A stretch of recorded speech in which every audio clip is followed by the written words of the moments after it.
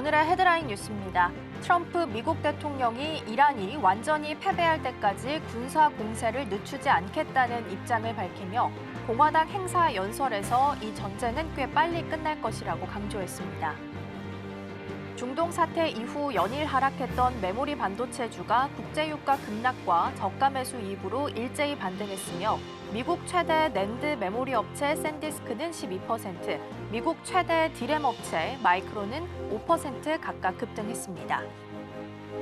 금융위원회가 상장법인의 가상화폐 거래 가이드라인을 마련 중으로 조만간 발표할 예정입니다. 금융위는 디지털 자산 2단계 입법과 연계해 최대한 신속히 정책을 정비하겠다고 밝혔습니다. 미 이란 전쟁 장기화 우려로 국제유가가 급등하며 달러원 환율이 1,500원에 육박했습니다. 에너지 수입 의존도가 높은 한국과 일본, 대만 증시는 동반 약세를 보였고 코스피는 한 달 새 두 차례 서킷 브레이커가 발동됐습니다. 시청자 여러분 안녕하세요. 여러분의 성공 투자를 응원합니다. 출발 증시와이드 2부 시작합니다. 진행의 이가은입니다.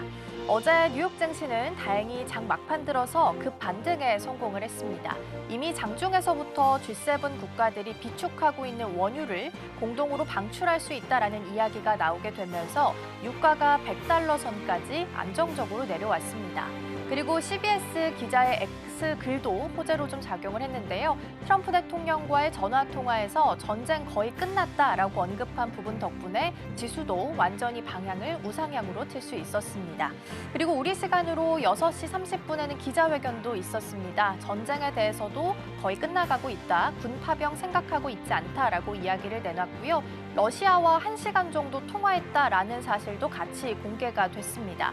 그리고 내일 세계가 깜짝 놀랄 만한 발표를 하겠다라는 코멘트도 덧붙였죠. 그래서 오늘 밤과 내일 새벽 사이에 나오는 내용들도 꼭 같이 체크를 해보셔야 될 것 같습니다. 오늘 우리 시장 아마도 힘을 좀 내줄 것으로 예상을 좀 되고 있습니다. 기대해 보면서 먼저 전일장 마감 시황 함께 살펴보도록 하겠습니다. 어제 시장은 굉장히 힘들었습니다. 장 초반부터 이미 공포가 시작이 좀 됐습니다. 코스피 같은 경우에는 5,200선에서 시작을 하게 됐고요. 종가상으로는 5% 넘게 하락을 했습니다. 코스닥은 4% 넘는 하락세를 보였고요. 시장의 공포는 개장 직후부터 바로 시작이 됐습니다. 오전 9시 6분 지났을 때부터 코스피에서 이미 매도 사이드카가 발동되기 시작을 했고요. 오전 10시 반쯤 됐을 때는 서킷 브레이커까지 발동이 됐습니다. 유가증권 시장에서 서킷 브레이커가 발동된 건 지난 4일 이후 거의 5거래일 만이다라고 보시면 될 것 같고요. 코스닥 시장도 쉽지는 않았습니다. 코스닥에서도 서킷 브레이커가 같이 발동이 되면서 양시장 모두가 같이 마비가 되는 초유의 사태가 함께 벌어지게 됐습니다. 이번 달 들어서 지금 서킷 브레이커가 2번 정도 발동이 됐는데 팬데믹 당시 이후로는 처음이다라고 보셔야 될 것 같고요. 지수가 일단 이렇게까지 크게 하락했던 이유는 어제 유가에 있었습니다. 그리고 코스피가 지금 선행 PER로 따졌을 때 역사적으로 밴드 하단에 있는 8.1배를 기록하고 있는 상황이라서 아마 전쟁에 대한 리스크는 어느 정도 다른 증시 대비해서는 좀 더 빠르게 반영하고 있다라고 봐도 무방할 것 같습니다. 자, 그럼 넘어가서 수급 상황 함께 보겠습니다. 먼저 코스피입니다. 이날 코스피 시장에서는 외국인과 기관 투자자들이 좀 덜어냈고요. 이날도 마찬가지로 외국인 투자자들의 매도세가 좀 거세게 포착이 됐습니다. 코스닥도 함께 살펴보겠습니다. 코스닥도 외국인 투자자는 여전히 매도 포지션 유지하면서 양시장에서 모두 좀 덜어내는 모습들이 나타났고요. 이날은 전반적으로 지수에 있어서 반대로 추종하는 인버스 상품들의 거래가 급증했습니다. 그래서 코덱스 인버스 상품이 장중에만 16% 넘는 급등세를 보이기도 했고요. 개인 투자자가 일단 코스닥 시장에서 들어왔었고 기관 투자자 같은 경우에는 일정상 오늘 코스닥 액티브 활성화 ETF가 상장하는 날이다 보니까 이에 대한 기대감 속에 소폭이지만 그래도 좀 들어와주는 모습들 확인해 볼 수 있었습니다. 자, 그럼 넘어가서 어제 장에서는 어떤 테마들이 움직임을 좀 보였는지 차례대로 보도록 하겠습니다. 일단 이날 장중에 먼저 영향을 줬던 건 유가에 대한 부분을 빼놓을 수가 없겠죠. WTI가 22년 7월 이후 처음으로 100달러를 돌파를 했고요. 심지어 브렌트유까지 해서 116달러, 120달러에 육박하는 수준까지 나타나게 됐습니다. 그래서 IMF에서는 유가가 10% 상승하고 이게 1년 정도 지속이 된다라는 가정을 짓게 된다면 세계 물가 상승률은 40pp 정도 올라갈 수 있다라고 이야기를 꺼내놨고요. 세계 경제 성장률 또한 0.1에서 0.2%포인트 더 둔화될 수 있다라는 전망치를 내놓기도 했습니다. 근데 다행히 이제 이 장중에 이런 내용들이 오후 2시 반쯤에 보도가 됐습니다. G7 국가들이 비상으로 비축하고 있는 유들을 공동 방출할 수 있다라는 논의가 보도가 된 건데요. 파이낸셜 타임스 보도를 통해서 일단 소식통을 통해서 인용이 나온 상태였고 이때 2시 반 정도부터 해서 지수가 조금씩 힘을 좀 내주기는 했습니다. 다만 그럼에도 불구하고 이미 시장 초반부터 너무 떨어진 상태였기 때문에 다 회복하기는 좀 어려운 모습도 확인이 됐고요. 원유 관련한 상품들은 계속 불기둥을 세웠던 하루였습니다. 2월 27일부터 3월 9일까지 원유 관련한 상품들의 이 수익률을 따져봤을 때도 완벽하게 압도적인 모습들을 확인해 볼 수 있었습니다. 자, 그래서 유가가 오르다 보니까 유가가 오르면 대신 사용할 수 있는 에너지들은 어떤 것들이 있을까라고 생각해 볼 수밖에 없었겠죠. 그래서 시장에서는 대체 에너지와 자원주들이 좀 부각을 받는 모습들이 나타났습니다. 일단 대체 에너지 중에 가장 대표적인 걸로 본다면 당연히 LNG가 있겠죠. LNG와 관련된 내용들은 뒤에서 조금 더 좀 짚어보도록 하겠고요. 비료 관련해서 사료주들도 조금 더 부각을 받았습니다. 호르무즈 해협을 지금 통과하는 것 중에 질소 비료도 빼놓을 수가 없는 상황인데요. 질소 비료 같은 경우에는 세계 식량에 있어서 절반 정도 사용을 하고 있고요. 천연가스로부터 생산이 됩니다.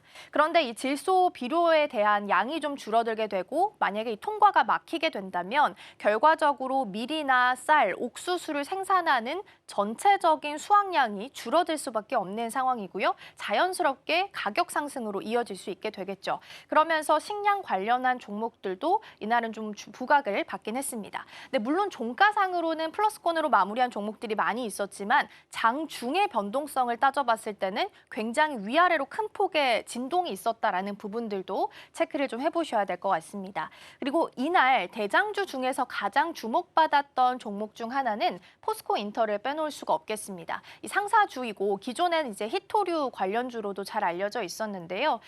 미국에서 LNG를 선구매했다라는 이 사실이 공개가 되면서 이 내용이 부각을 받았습니다. 선구매를 하게 되면 원자재 판가가 같이 올라가면 이에 대한 수혜를 그대로 같이 받을 수 있다라는 아이디어가 좀 만들어지게 됐고요. 다만 이제 포스코 인터가 상사주로 좀 자리매김하고 있는 상황이다 보니까 지수 인버스적인 성격을 같이 띠고 있었습니다. 그래서 지수가 올라가면서 포스코 인터가 가지고 있었던 상승분은 다소 좀 하락하는 모습이 같이 나타났다라는 부분도 같이 챙겨보겠습니다.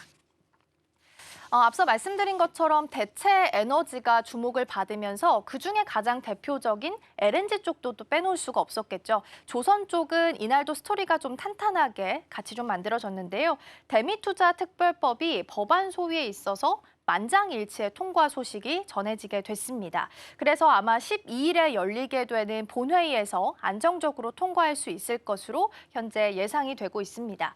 그리고 이제 삼성증권에서 나왔던 리포트도 도움이 됐는데요. 잔고만 봤을 때는 3년치 일감을 이미 다 가지고 있는 상태다. 그래서 이렇게 전쟁 리스크가 부각되고 시장이 어려울 때 오히려 안정적인 섹터로 자리매김할 수 있다라는 부분들이 부각을 받기도 했습니다. 그래서 중장기적인 수혜도 같이 좀 전망이 되고 있는 상황이고요. 현재 카타르 LNG 가동 중단이 되고 있는 상황이라서 이에 대한 나비 효과도 같이 주목을 좀 받았습니다. LNG 가동이 중단된다면 지금 수입하고 있는 국가들은 다른 대체 국가를 찾을 수밖에 없겠죠. 그리고 가장 양도 많고 안정적으로 해줄 수 있는 게 미국이고 미국 같은 경우에는 들어오는 루트 자체가 태평양과 대서양을 사용하고 있기 때문에 지정학적 리스크도 더 줄어든 상태이긴 합니다. 그래서 미국에서 LNG에 대해서 수요가 높아지게 된다면 이걸 운반해 줄 수 있는 선에 대한 수요도 높아질 거고 그렇게 되면 발주가 늘어나면서 우리 조선주들이 수혜를 받을 수 있을 것이다 라는 있다라는 내러티브가 형성이 됐고요. 이날 조선주가 상대적으로 잘 버텨주는 모습도 확인해 볼 수 있었습니다. 마지막으로는 방산 쪽도 체크를 해보겠습니다. 사실 방산 쪽이 올랐다라고 보긴 좀 어렵습니다. 이날 하루 동안 장중에 변동폭도 굉장히 컸고요. 이날은 천궁투 관련한 종목들 대다수도 일단은 차익 실현에 좀 나서는 모습들이 확인이 됐습니다. 유가가 안정적으로 떨어지니까 방산주도 같이 떨어지는 이른바 전쟁 리스크가 좀 같이 움직이는 듯한 시장의 움직임들이 좀 포착이 됐었고요. 일단 트럼프 대통령이 주요 방산 기업들 CEO와 함께 회의를 좀 가졌다라는 부분들도 공개가 됐습니다. 최상급 무기를 4배 정도 늘려달라라는 부분에 있어서 합의를 했다라고 하는데 4배를 늘린다라는 건 미국 안에서 지금 당장 실천할 수는 없는 상황입니다. 그렇게 되면 우호국으로 볼 수 있는 우리나라에게도 오히려 요청이 좀 들어와 줄 수 있다라는 이야기가 있는 상황이고요. 하나그룹 같은 경우에는 시총 180조를 기록을 하면서 재계 4위로 도약을 하기도 했습니다. 일단 방산 쪽에서 최근 라이징 스타로 본다면 천궁투를 또 빼놓을 수가 없겠죠. 실제로 우리 기업들에게 조기 인도 요청도 좀 들어온 상황입니다. 일정상 3월 8일부터 9일 사이에 30기 정도 추가적으로 인도가 좀 이루어진 것으로 보입니다. 우리나라 입장에서는 이미 계약되어 있는 국가들이 좀 많이 있는 상황이라서 지금 당장은 어렵다라고 코멘트를 줬다고 하는데 그럼에도 불구하고 UAE가 유도탄이라도 달라라고 이야기를 하면서 조기 인도 결정이 잘 이루어졌다라고 합니다. 도대체 이 천궁투가 어느 나라에서 이렇게 요청하고 있는 건지 좀 살펴보면 좋을 것 같은데요. 정우앵커, 오늘 천궁투 이렇게까지 인기를 끄는 이유 좀 함께 살펴볼까요? 네, 맞습니다. 말씀해주신 천궁투 관련해서 오늘 머니 인사이트에서 함께 준비해봤는데요. 우선 천궁투 관련해서 공식 명칭부터 함께 살펴보도록 하겠습니다. 천궁투는요, MSEM2입니다. 중거리 지대공 유도 무기인데요. 하나씩 해석을 해보겠습니다. 우선 지대공이라는 건요, 땅에서 하늘로 쏘아 올린다라는 뜻이고요.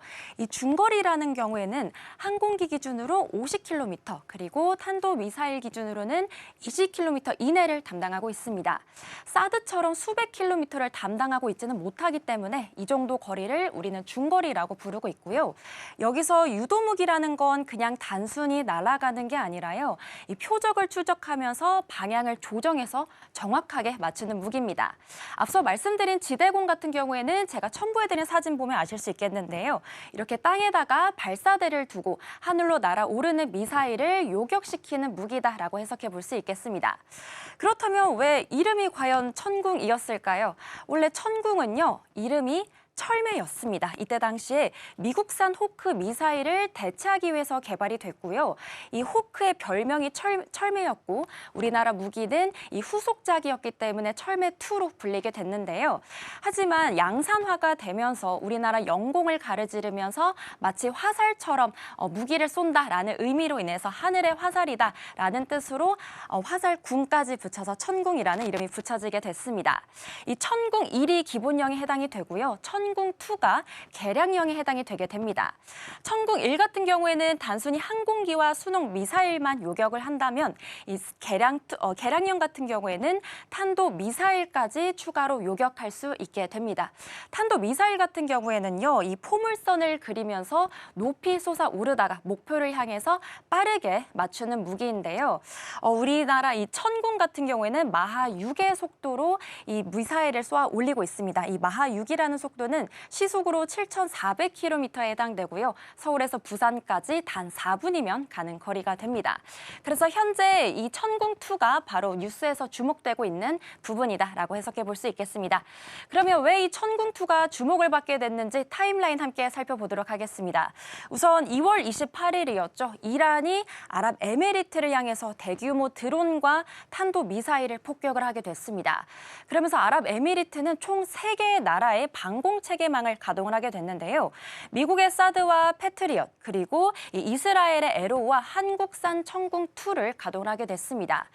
이렇게 수출된 우리나라의 방공 무기가 실전에 투입된 경우는 이번이 처음이었는데요. 결과는 어땠을까요? 바로 이 숫자에 있습니다. 우선 이 세 나라의 방공체계가 종합적으로 낸 결과는 바로 90%에 해당이 됐습니다. 이란이 쏜 탄도미사일 174발 중에 161발을 맞추게 됐고요. 됐고요. 그리고 드론도 689발 중에 645발을 맞추게 됐습니다. 이 90%라는 숫자를 자세히 들여다보면 천궁이 담당하고 있는 숫자가 훨씬 더 많습니다. 천궁2가 단독으로 낸 성과는 다음과 같습니다. 무려 60여 발의 요격 미사일을 발사하게 됐고요. 그 명중률이 무려 96%에 해당이 됐습니다. 그렇다면 이 성과를 본 아랍에미리트의 결과는 어땠을까요? 다음 장표 넘어가서 확인해 보겠습니다. 네, 아무래도 압도적인 성능이었기 때문에 유럽에미리트는 바로 긴급 주문을 하게 됐습니다. 천궁2를 더 빨리 보내달라라고 말을 한 건데요. 이때 당시 우리나라는 사우디아라비아 같은 다른 나라에 납품해야 될 물량이 있기 때문에 아무래도 조기 공급은 현재 어렵다라고 밝히게 됐습니다. 그렇더니 이 아랍에미리트가 포대가 안 된다면 미사일만이라도 먼저 보내달라라고 했고요. 엊그제 우리나라 대구 항공에 UAE 측 수송기가 도착해서 미사일 30여 발을 싣고 돌아가게 됐습니다. 그렇기 때문에 성능을 확인했던 고객사가 우리나라의 수송기를 직접 보내서 무기를 추가로 가져가게 되는 역사적인 광경이 좀 펼쳐지게 된 거고요. 그렇다면 이 천궁2를 구매한 나라는 또 어느 나라가 있을지 함께 확인해 보도록 하겠습니다. 우선 총 3나라가 있습니다. 아랍에미리트가 22년도에 10개 포대 계약을 했습니다. 당시에 4조 1천억 원가량의 계약 규모였는데요. 이때 당시에는 한국 방산 수출 역사상 최대 단일 계약이었습니다. 그래서 이 10대 중에 2개 포대가 이번에 실전에 배치가 된 거고요. 사우디아라비아도 23년에 10개 포대를 계약을 하게 됐습니다. 그리고 올해 초에 4조 원 규모의 추가적인 계약도 이뤄지게 됐고요. 이라크도 마찬가지로 24년도에 8개 포대를 계약을 하게 됐습니다. 네, 이렇게 이라크와 사우디아라비아 그리고 UAE를 통해서 현재 한국산 방공벨트가 펼쳐지고 있습니다. 그렇기 때문에 이 중동 국가들이 한국산 무기에 대해서 계속해서 관심을 갖고 있는 이유가 바로 여기에 있는 거고요. 이 포대는 한 대당 통상적으로 3천억 원에서 4천억 원에 해당이 됩니다. 하지만 비슷한 성능을 갖고 있는 패트리엇과 비교를 해본다면 가격이 3분의 1 수준밖에 되지 않는다는 굉장히 놀라운 가격적 성능이 있는 건데요. 성능도 이렇게 실전에서 검증이 됐고 가격까지 합리적이다 보니까 아무래도 안 살래 안 살 수 없는, 구매가 안 할 수 없는 그런 이유가 형성이 된다는 거죠. 그렇다면 다음 장표로 이동해 보겠습니다. 우리나라가 이 천궁2 이후에 어떤 방향으로 가고 있을지 확인해 보도록 하겠습니다. 그러기 위해서는 우리나라 방어 체계부터 먼저 확인해야 되는데요. 제가 사진을 하나 가져와 봤습니다. 이렇게 상공을 나눠서 이 각자 구역을 맡고 있는 무기들이 있는데요. 대표적인 몇 곳만 함께 확인해 보도록 하겠습니다. 우선 첫 번째로는 사드입니다. 사드는 40에서 150km의 상층을 담당하게 되는데요. 이 사드는 고고도 미사일 방어 체계죠. 그러면서 여기 이 구역에 있는 탄도 미사일을 요격을 하고 있습니다. 현재 경북 성주에 1개 포대가 배치되어 있고요. 사실상 혼자 방어를 하고 있습니다. 그리고 그 밑에 15에서 20km의 중하층은 현재 패트리엇과 천궁2가 담당을 하고 있습니다. 점차 천궁이 이제 패트리엇을 대체하고 있는 상황까지 연출이 되고 있고요. 사진상에선 나오지 않았지만 그보다 더 밑에 있는 가장 낮은 저고도에는 천마와 비호, 신궁 같은 이 무기들의 기지와 핵심 시설 근접에서 방어를 해주고 있습니다. 그런데 여기서 문제가 하나 있습니다. 이렇게 중동 전쟁이 계속해서 이어지다 보니까 요격 미사일이 빠르게 소진되고 있죠. 그렇다 보니까 우리나라에 있던 이 사드와 패트리엇이 우리나라를 빠져서 중동으로 빠져나갈 그런 우려가, 가능성이 제기가 되고 있다는 겁니다. 사실 이 천궁 같은 경우에는 15에서 20km를 맡고 있고요. 사드나 언급드린 대로 40km 이상의 상층을 맡고 있습니다. 그런데 이 패트리엇 같은 경우에는 우리나라 천궁2와 국산 무기가 일정 부분 대체가 가능하지만요. 이 사드가 바로 핵심 문제입니다. 이 사드가 차출이 된다면 40km 이상의 우리나라 상공을 대체해줄 국산 무기가 현재 아직 없는 상황인데요. 그래서 등장하게 된 게 바로 LSAM입니다. 앞서 제가 천궁2를 언급할 때 MSAM이라고 정식 명칭 한번 말씀을 드렸죠. LSAM은 이 롱이라는 단어가 붙기 때문에 장거리 지대공 미사일입니다. 즉 한국형 사드라고 생각해 보시면 좋을 것 같은데요. 그래서 이 LSM 같은 경우에는 천궁2가 15에서 20km를 맞게 되고 LSM이 40에서 60km의 고도를 맞기 때문에 이 사드와 천궁 사이의 빈 여백을 정확하게 메워주는 역할을 하게 됩니다. 그래서 우리나라 방산업계에서 제시하고 있는 해법은 다음과 같습니다. 이 천궁2가 중거리를 담당해 주고요. LSM이 상층을 채우는 구조가 완성이 되어서 한국형 다층 방공망이 완성이 된다는 구조인 거죠. 그렇다면 현재 어느 기업들이 이 업계에 주목하고 있는지 확인해 보도록 하겠습니다. 총 3가지 기업이 있는데요. 대표적으로는 LIG 넥스원이 현재 천궁2 사업의 체계 종합을 담당해주고 있습니다. 그리고 앞서 언급드린 대로 LSM까지 같이 포괄을 하고 있기 때문에 이 모든 부분에서 수혜를 받을 수 있는 기업으로 꼽히고 있고요. 한화시스템은 천궁2의 눈 역할을 담당해주고 있습니다. 그리고 마지막으로 하나 에어로스페이스 같은 경우는 앞서 제가 보여드린 사진 속에 이 발사대와 포대 전체를 기동시키는 차량을 제작해주고 있습니다. 네, 그래서 오늘 천궁2를 중심으로 한국 방산 체계를 함께 집중해봤는데요. 한 줄로 정리하면 이렇습니다. 전쟁터가 증명했고 시장이 반응했다입니다. 우리나라가 천궁2를 넘어서 LSM까지 지배해서 이제는 하늘을 파는 나라로까지 한 단계 더 도약하기를 바라보겠습니다. 네, 오늘 이렇게 천궁과 방산 쪽 다뤄봤는데요. 그럼 증권사들의 시선도 추가로 놓치지 말아야 되겠죠? 수진 앵커 오늘 어떤 기업 준비해 주셨을까요? 네, 오늘은 DS 투자증권의 포스코 퓨처엠 관련된 이야기 함께 살펴보겠습니다. 리포트 제목은 K배터리 음극재 부문 온다입니다. DS 투자증권은 목표가를 29만 원으로 유지를 했고요. 매수 의견을 유지한 상태입니다. 그렇다면 하나씩 내용 살펴보도록 하겠습니다.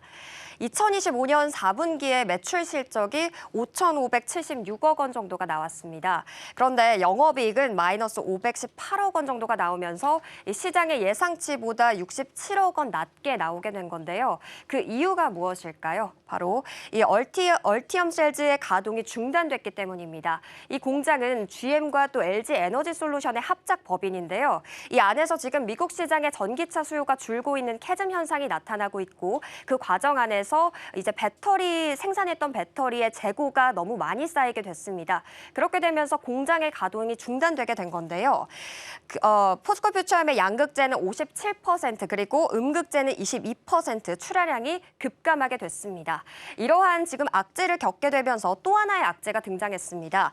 사실 포스코 퓨처엠은 국내 유일의 흑연계 음극재 양산 기업입니다. 그렇기 때문에 사실 중국의 저가 공세에 대해서 이것을 승부를 보기가 어려운 상황이었습니다. 지금 현 상황을 살펴보면 천연 흑연 같은 경우는 97%, 인조 흑연 같은 경우는 95% 중국에 수입하는 구조로 진행이 됩니다. 그렇다 보니까 지금 2024 상반기 기준에서 이 포스코 퓨처엠과 중국의 흑연 단가를 비교를 해보면요. 포스코 퓨처엠은 4.5달러 정도가 나오고요. 중국은 2.9달러 정도가 나오면서 가격 차이가 35%가 나게 됩니다. 그러니까 중국산이 훨씬 싼 상태인 겁니다. 그렇게 되면서 지금 국내 배터리 3사, 그러니까 LG 에너지 솔루션과 삼성 SDI 그리고 SK온까지 사실 이 저가의 중국산을 더욱더 선호하게 됐고요. 그렇게 되면서 지금 이 3사가 포스코 퓨처엠의 흑연을 외면하게 됐습니다. 자, 이러한 상황에서도 포스코 퓨처엠은 음극재를 포기하지 않았습니다. 그 이유는 바로 인조 흑연의 가치를 알고 있기 때문입니다. 그래서 천연 흑연과 인조 흑연에 대한 비교를 하나씩 해보도록 하겠습니다. 우선 지금 포스코 퓨처엠이 인조 흑연에 집중하고 있는 이유는요. 천연 흑연 같은 경우가 일단 중국의 의존도가 90% 이상입니다. 이러한 상황에서 지금 천연 흑연은 물론 저렴한 가격에 양은 많습니다. 그렇지만 이 충전하고 방전할 때 부푸는 수명의 한계가 있었는데요. 이러한 부분에 있어서 사실 인조 흑연 같은 경우는 자체 생산이 가능하다는 점이 일단 포스코 퓨처엠이 가장 주력하는 이유 중에 하나고요. 그리고 배터리 수명을 연장시킬 수도 있고 급속 충전에 유리합니다. 왜냐하면 이 리튬 이동 통로가 많기 때문에 이 전기차, 특히 전기차를 급속 충전할 때 인조 흑연이 더욱더 유리한 상태라고 합니다.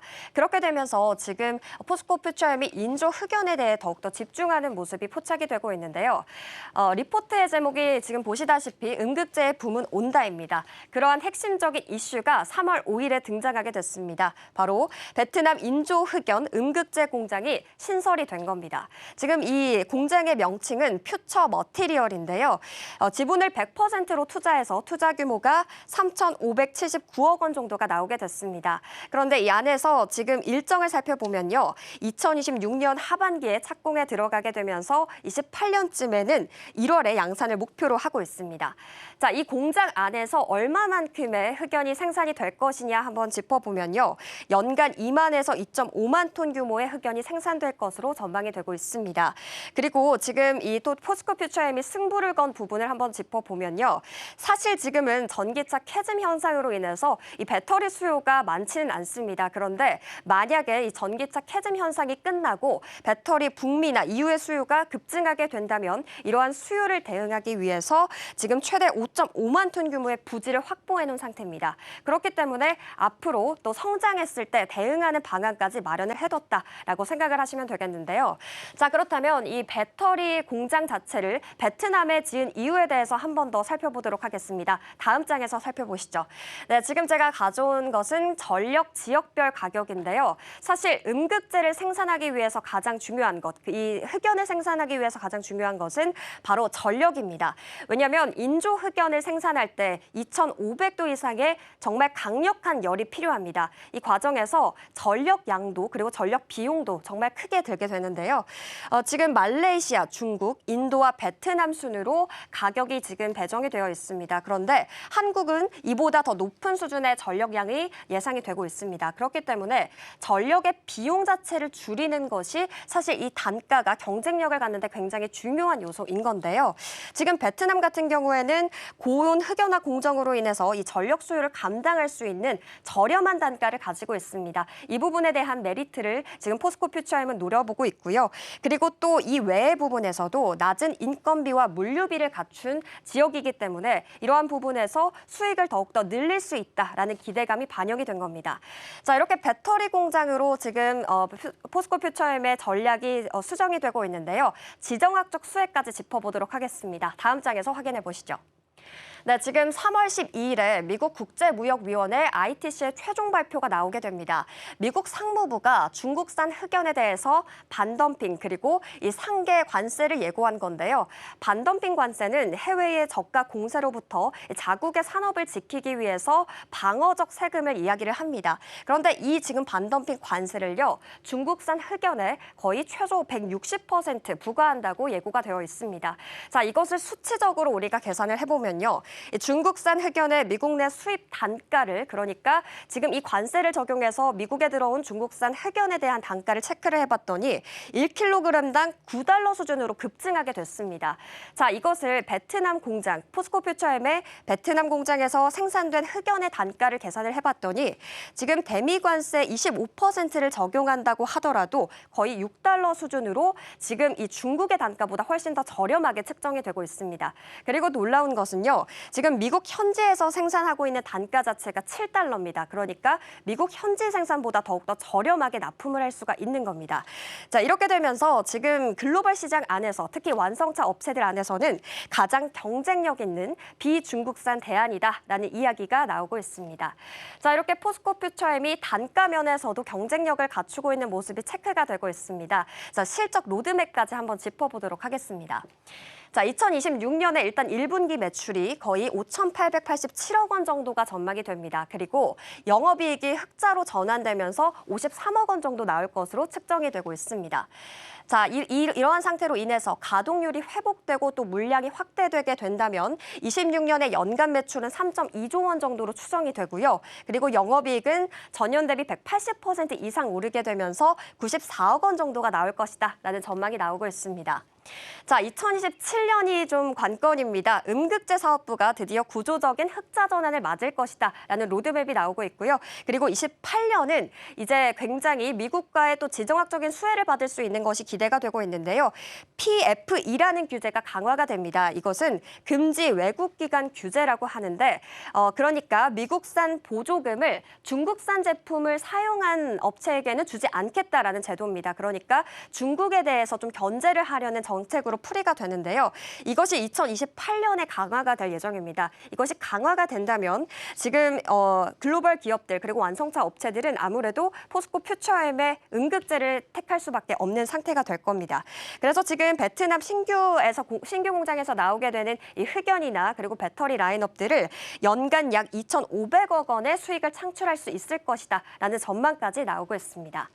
자, 이렇게 지금 DS투자증권의 레포트까지 체크를 해봤습니다. 자, 그렇다면 전거래일 이 포스코 퓨처엠의 움직임 한번 체크해 보도록 하겠습니다. 네, 전거래일 사실 약세였습니다. 6% 정도 하락을 하면서 20만 원 선에서 거래가 진행이 됐는데요. 사실 최근에 이 전기차 캐즘 현상으로 인해서 계속 지지부진한 흐름이 있기는 했습니다. 그런데 최근 이란 전쟁으로 인한 지정학적 리스크가 계속 발발이 되게 되면서 이 유가가 급등하는 현상이 포착이 되고 있습니다. 그렇게 되면 전기차 수요가 늘어날 수 있다, 전기차가 다시 조명될 수 있다라는 기대감이 현재 붙고 있는데요. 지금 프리마켓 장에서도 강세를 보이고 있으니까요. 오늘 장에서의 포스코 퓨처엠의 움직임도 체크해 보시기 바랍니다. 지금까지 와이드 리포트였습니다.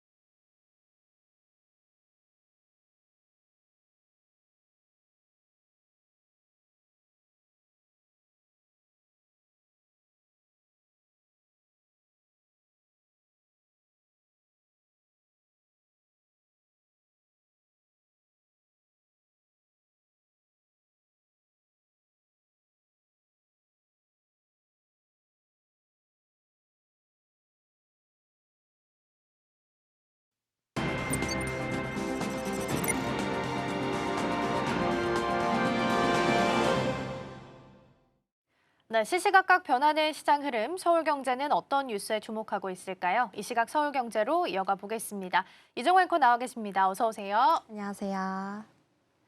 네, 오늘 첫 번째 키워드부터 살펴보도록 하겠습니다. 삼성전자 메모리 이야기 해보려고 하는데요. 요즘에 낸드 가격도 심상치 않게 올라가고 있다고 합니다. 1분기에 이어서 2분기까지 가격 상승에 대한 이야기가 나오고 있다고 하는데 이렇게까지 귀해진 이유부터 함께 좀 살펴볼까요?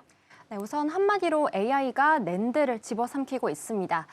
낸드 플래시는요, 스마트폰이나 SSD에 들어가는 저장용 반도체인데요. AI가 학습 단계에서 추론 단계로 진화할수록 방대한 데이터를 장기간 저장하는 낸드의 역할이 커지고 있습니다.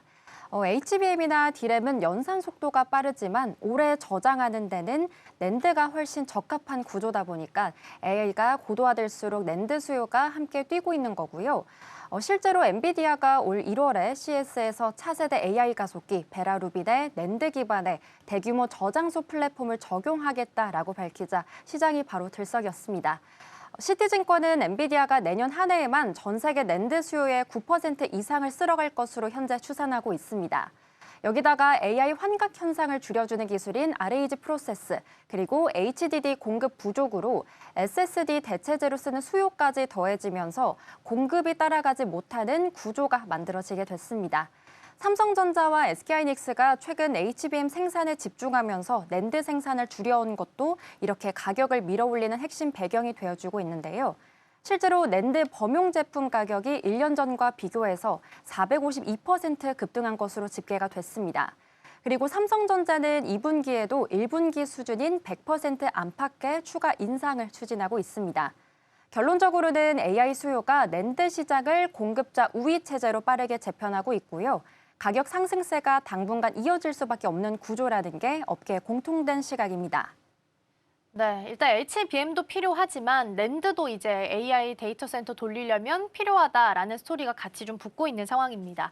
그러면 이렇게 가격이 인상되게 된다면 삼성전자 실적에 있어서는 어느 정도로 도움이 될 수 있는지 숫자로 살펴본다면 어떨까요? 네, 우선 숫자가 굉장히 상당한데요. KB증권에 따르면 삼성전자의 올해 낸드 부문의 영업이익이 지난해 2조 2천억 원에서 34조 원으로 무려 14배 이상 뛸 것으로 전망하고 있습니다. 낸드의 영업이익률도 지난해 6%대에서 올해 48%대로 급등하는 건데요. 1분기에 100% 인상한 데 이어서 2분기에도 비슷한 수준으로 또 올리게 된다면 지난해 말과 대비했을 때는 공급 단가가 최대 4배까지 치솟을 수 있는 구조인 겁니다. 업계에서는 메모리 제조사의 협상력이 전례 없이 커진 상황이라고 표현하고 있습니다. SK하이닉스나 키옥시아 같은 다른 낸드 제조사들도 현재 추가 가격 인상을 준비하고 있는 것으로 전해지고 있습니다. 다만 짚어야 될 부분이 있는데요. 기업용 제품에 공급이 집중되면 집중될수록 우리나라에서는 이 수요에 대한 부분이 계속해서 떠오르게 될 것 같습니다. 기업용 제품에 공급이 집중됨에 따라서 소비자용 SSD나 또 PC 메모리 가격도 연동해서 상승 압박을 받는 구조인데요. 국내 PC 조립 시장과 소비자용 SSD 브랜드들이 2분기 이후에 가격 인상 여부를 저울질하고 있는 이유가 바로 여기에 있습니다. 요약해보자면 삼성전자는 AI 수요가 만들어낸 낸드 공급자 우위 구조를 최대한 활용해서 올해 낸드 사업에서 역대급 수익성 개선을 기록할 가능성이 높아지고 있다라고 요약해볼 수 있겠습니다. 네, 낸드 쪽에서도 가격 인상에 대한 이야기가 나오고 있고 HBM에서도 좋은 소식이 들려왔습니다.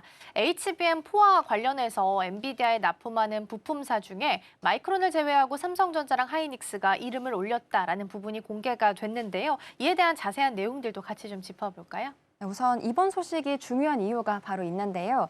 엔비디아가 AI 가속기 공급망에 들어가는 것 자체가 기술력 인정이자 또는 1에서 2년치 대량 납품을 보장받는 일이기 때문입니다. 오는 16일 GTC 2016에서 실물이 처음 공개되는 엔비디아 차세대 AI 가속기 베라 루빈에 들어가는 6세대 HBM인 HBM4 공급사로 삼성전자와 SK하이닉스가 잠정 결정됐습니다. 엔비디아는 표준 규격보다 훨씬 높은 초당 10기가비트, 11기가비트 두 가지 속도를 요구했는데요. 삼성전자가 이 테스트를 사실상 통과했고 또 지난달 초도 물량도 출하해둔 상태입니다. SK하이닉스는 현재 막바지 최적화 과정을 진행 중인데요. 이르면 이달부터 두 회사가 HBM4 양산에 들어갈 전망입니다. 마이크론은 베라루빈용 공급망에서 제외됐습니다. HBM3E까지는 엔비디아에 납품해온 마이크론이 차세대 최고급 제품에서는 탈락한 건데요. 마이크론은 베라 루빈이 아니라 중급 AI 가속기용으로 공급하는 방향이 현재 유력합니다. 물론 변수도 있겠죠. 서버용 범용 디램이 이 HBM3 수준까지 올라오다 보니까 삼성전자 입장에서는 복잡한 공정을 거쳐야 하는 HBM4보다 범용 디램 생산이 수익성 측면에서 유리할 수 있는 상황이 만들어졌기 때문입니다. 업계에서는 삼성전자가 HBM4와 또 범용 디램을 동시에 쥐고 엔비디아의 다양한 협상 카드를 제시할 수 있는 전례 없는 강한 협상력이 갖게 됐다는 평가가 나오고 있습니다. 정리해보자면 낸드의 14배 수익 전망에 HBM4 공급망 진입까지 이렇게 삼성전자 메모리 사업이 두 개의 강력한 상승 동력을 동시에 확보하게 되면서 올해 메모리 부분에서도 반등을 현실로 만들어가고 있다라고 요약해볼 수 있겠습니다. 네, HSBC에서 나온 의견도 동일합니다. 지금 메모리 시장 슈퍼사이클 중반 달려가고 있고 다음에서 중요한 건 낸드다라고 이야기하면서 탑픽으로 삼성전자, TP는 30만 원까지 올려잡는 모습도 나타나기도 했습니다. 지금 넥스트 트레이드 기준으로 보더라도 흐름 괜찮습니다. 반도체 투톱 중에 삼성전자가 7.5%, SK하이닉스가 8% 상승하면서 지금 SK하이닉스는 90만 원 선을 회복을 했고요. 삼성전자는 18만 원 선에서 가격 만들어내고 있습니다. 반도체 쪽 먼저 살펴봤고요. 다음으로는 조선 쪽으로 넘어가 보겠습니다. 호르무즈 해협이 사실상 봉쇄하게 되면서 LNG선도 그렇고 유조선 운임도 단숨에 좀 치솟는 모습이 나타나고 있습니다.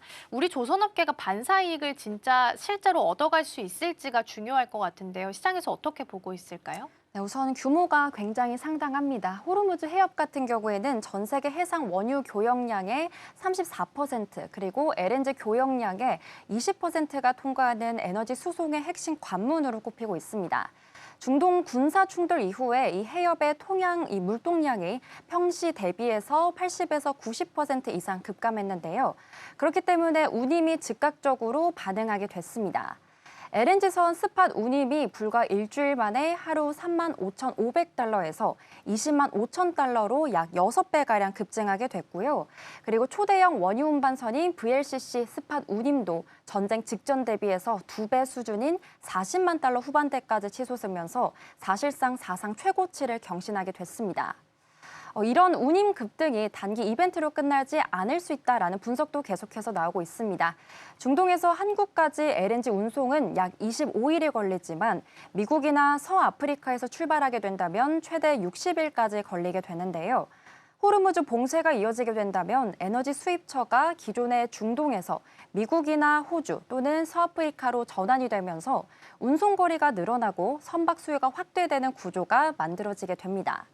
결론적으로는 중동 에너지 공급망이 이렇게 흔들리면서 해상 운임이 급등하고 이게 곧바로 해운사 수익 개선 그리고 신조 발주 확대로 이어지는 연쇄 발등의 출발점에 서 있는 상황이라고 볼 수 있겠습니다. 네, 운임이 이렇게 급증하게 된다면 조선사 입장에서는 신규 선박에 대한 주문이 자연스럽게 늘어나는 구조로 갈 수 있을 텐데요. 그중에서도 LNG선은 우리나라에서 가장 잘하는 것 중 하나입니다. 그래서 이에 대한 반사 수혜가 기대된다는데 이에 대한 내용들도 같이 체크 좀 해볼까요? 네, 말씀해주신 대로 LNG선이야말로 이번 상황에서 가장 많은 수혜를 받을 수 있는 선 중에 하나입니다. 지난해 글로벌 시장에서 발주된 LNG선 37척 중에 국내 조선사가 32척을 수주해서 86%의 점유율을 기록했는데요. 올해는 미국 LNG 프로젝트 확대와 중동 공급망 불안까지 더해지면서 100척 이상의 LNG선 발주가 이뤄질 수 있다라는 전망이 나오고 있습니다. 특히 카타르가 이란의 공격으로 LNG 시설 가동을 중단하면서 카타르산 LNG에 의존되던 국가들이 미국산 LNG로 수입처를 전환할 가능성도 함께 높아지고 있습니다. 이 과정에서 현재 기본 설계 단계에 있는 미국 LNG 프로젝트들의 최종 투자 결정이 앞당겨지면서 국내 조선 3사의 대규모 LNG선 발주가 집중될 수 있다는 분석이 나오고 있습니다. 다만 현재 중국의 추격을 짚어봐야 되는데요. 지난 1월에 글로벌 시장에서 발주된 22척의 LNG선 중에 13척을 중국이 수주했습니다. 저가에 대한 경쟁력을 앞세워서 점유율을 빠르게 높이고 있는 건데요. 이에 대해서 국내 조선업계는 한국형 화물창 KC2를 앞세워서 기술 초격차를 확보하겠다는 전략을 내세우고 있습니다. 현재 사용 중인 프랑스 GTT 기술 대신에 이렇게 한국형 화물창을 적용하게 된다면 척당 수백억 원의 로열티를 절감할 수 있기 때문에 가격 경쟁력도 동시에 높일 수 있습니다. 요약해보자면 중동 공급망 불안이 이렇게 LNG선 발주 확대에 강력한 촉매제 역할을 해주고 있고요. 또 국내 조선사들이 물량과 기술 두 가지 측면에서 동시에 유리한 고지를 점하고 있다고 볼 수 있겠습니다. 네, LNG선에 있어서는 확실하게 유리한 고점을 좀 취할 수 있을 것 같고요. 여기다가 유조선 쪽도 같이 좀 확인을 해보셔야 될 것 같습니다. HD 현대와 한화오션이 현재 좀 주목을 받고 있는 상황인데 실제적으로 증권가에서 어떻게 보고 있을까요? 네, 유조선도 이번 사태에 수혜권에 들어온 모습들이 나오고 있는데요. 우선 VLCC 운임이 한 달 사이에 4배 가까이 뛰면서 선사들의 수익성이 개선되면 이 노후 선박 교체와 신조 발주 수요가 자연스럽게 커지는 구조가 됩니다. 실제로 글로벌 VLCC 선대 상당수가 설령 15에서 20년 이상에 접어든 상황이기 때문에 교체 수요가 이미 잠재되어 있는 건데요. VLCC 신조선가도 5년 전 대비해서 44% 오른 척당 1억 2,850만 달러 수준으로 올라와 있습니다. 그러면서 조선사들이 계약 협상에서 우위를 점하는 구조가 나오고 있는데요. HD 현대사모는 최근에 그리스 선사로부터 VLCC 2척을 수주했고 또 하나오션도 대형 원유 운반선 건조 경험을 앞세워서 시장 변화에 대응하고 있습니다. 다만 분명히 짚어야 될 부분이 있죠. 바로 앞서 말씀드린 대로 중국 조선사들이 저렴한 건조 비용을 앞세워서 유조선 시장에서 점유율을 빠르게 늘리고 있고요.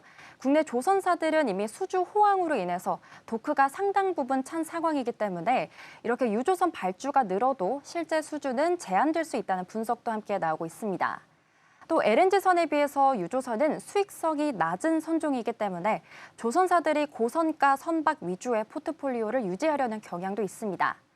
나이스 신용평가도 실제 발주 물량이 는다 하더라도 빨라야 2029년 이후에 인도가 가능하다는 점을 함께 짚어줬는데요.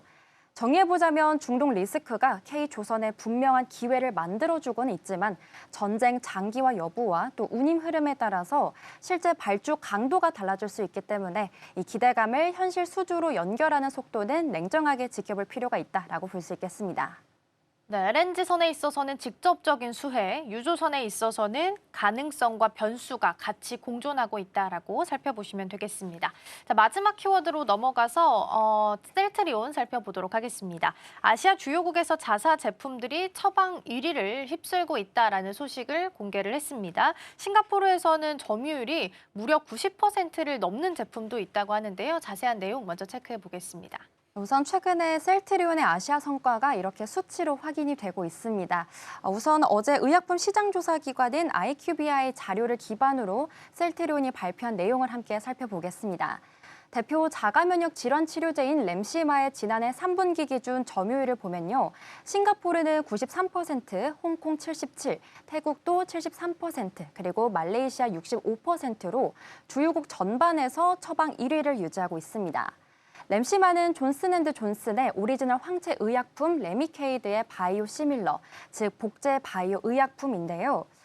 또 다른 자가면역 질환 치료제인 유플라이바는 싱가포르에서 오리지널 제품을 제치고 점유율 2위에 올라서게 됐습니다.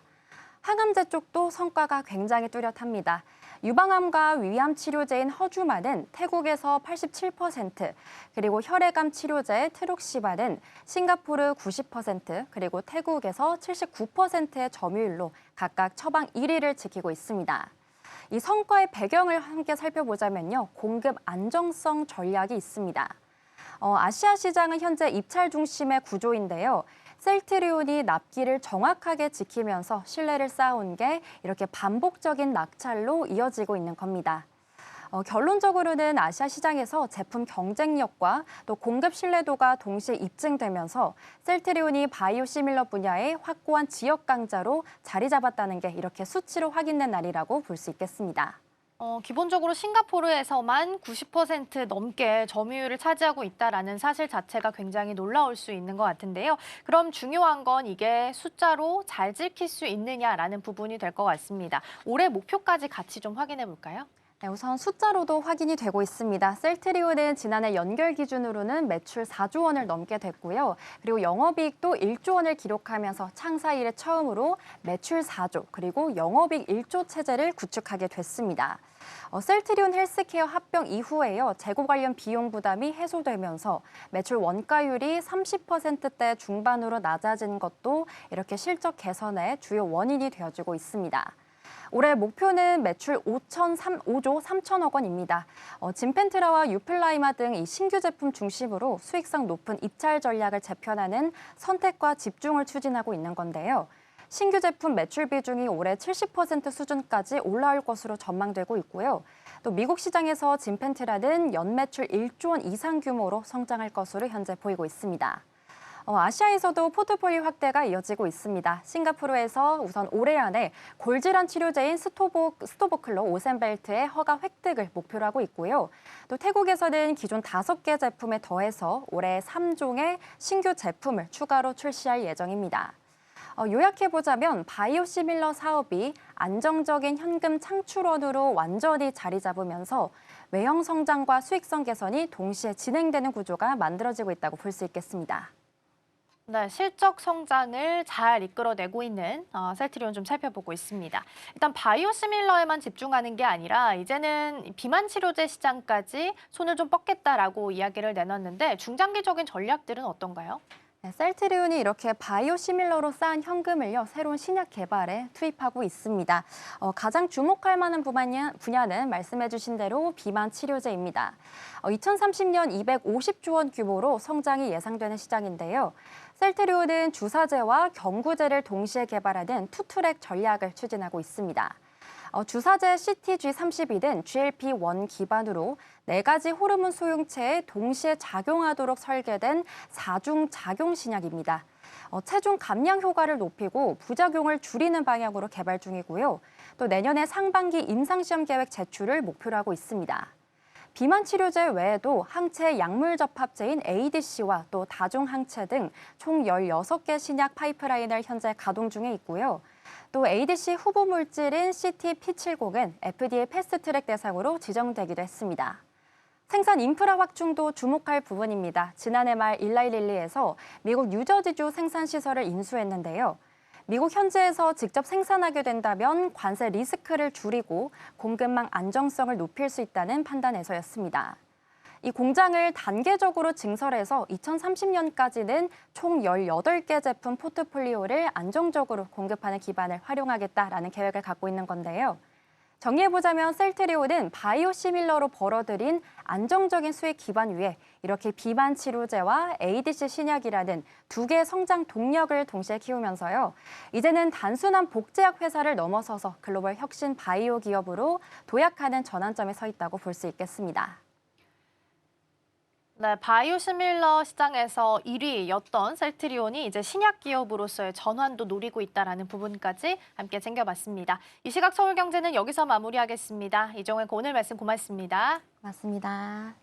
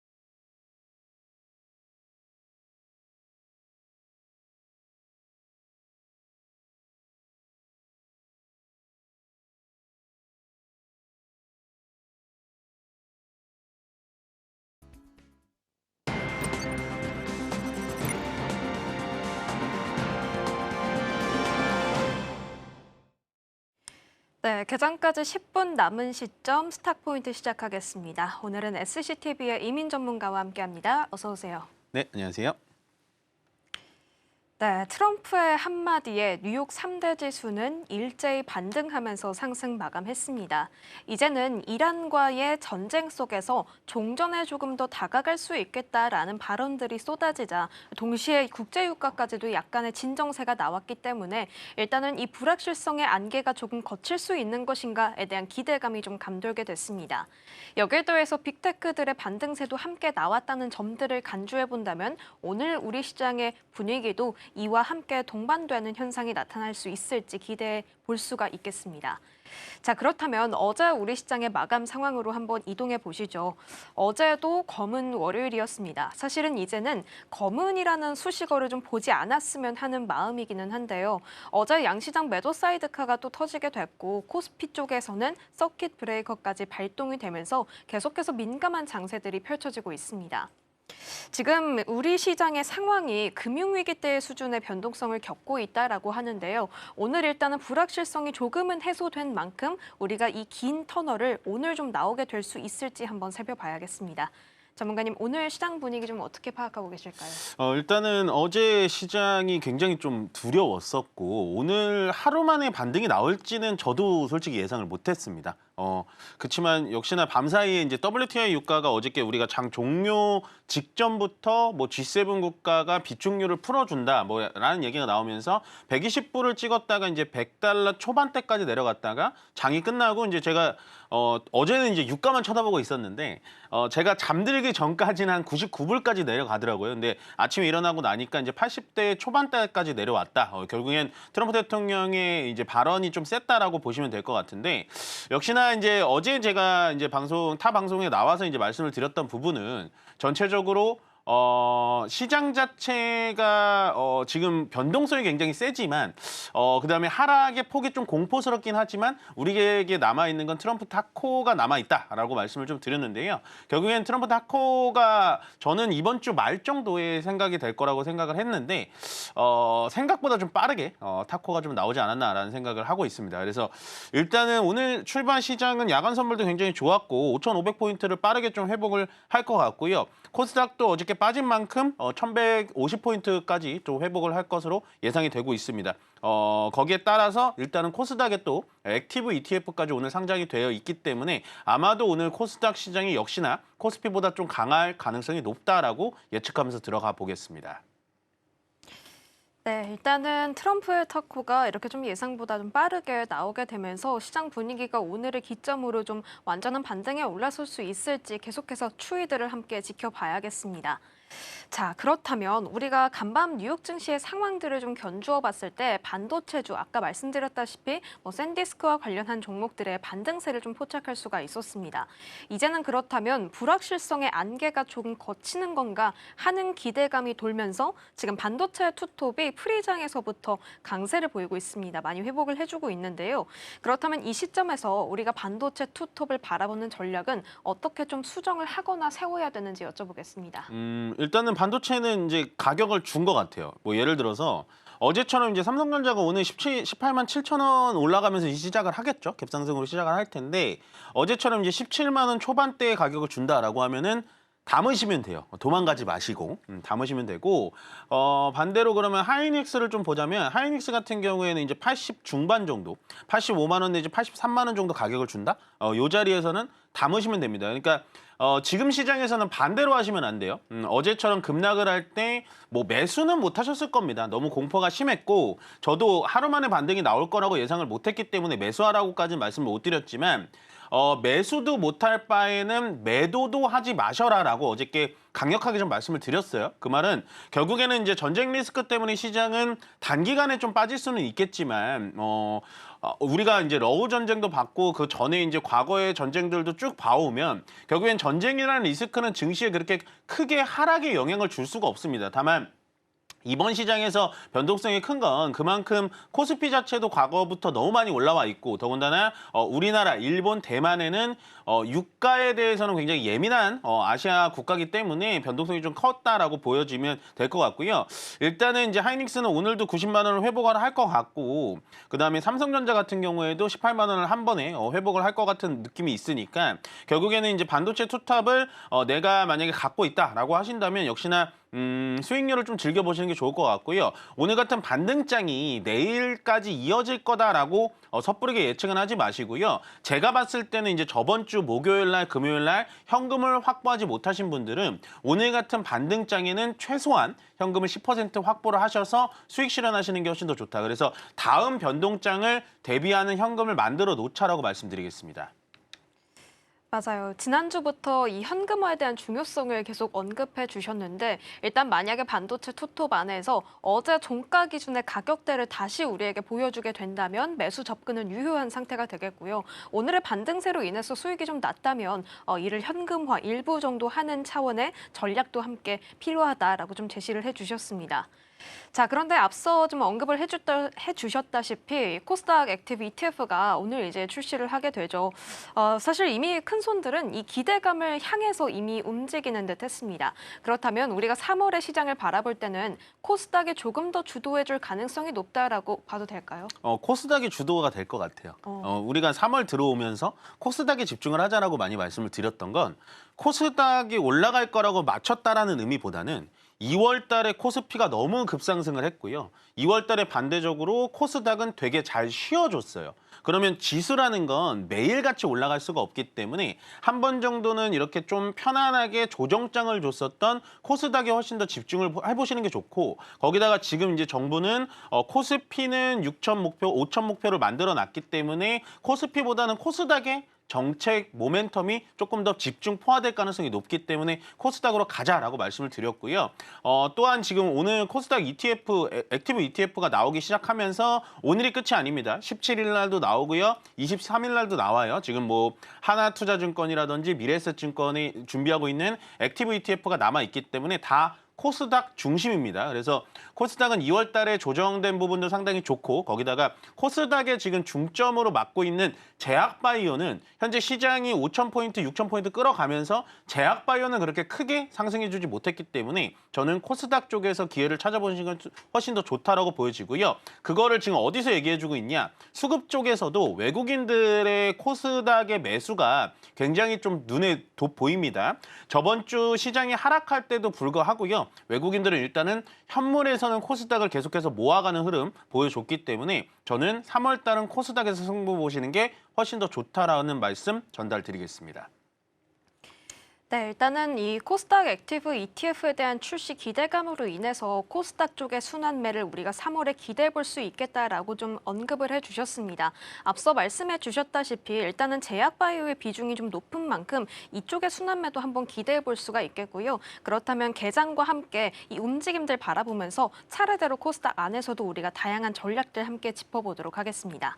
자, 그러면 제약바이오 쪽 간략하게 한번 여쭤봐야 될 것 같아요. 일단은 개장 후의 흐름들도 좀 확인해 보면 좋기는 하겠지만 비중이 큰 종목들 안전하게 보는 게 좋을까요? 일단 제약바이오는 제가 저번 주에 딱 얘기 드렸다시피 시가총액 위주로 좀 보시는 게 좋을 것 같아요. 시가총액에 기술 수출 플랫폼을 가지고 있는 기업들이 확실히 좋으니까요. 아마 오늘 개장에서도 그런 친구들이 먼저 시장을 이끌어 줄 거다라고 말씀드리겠습니다.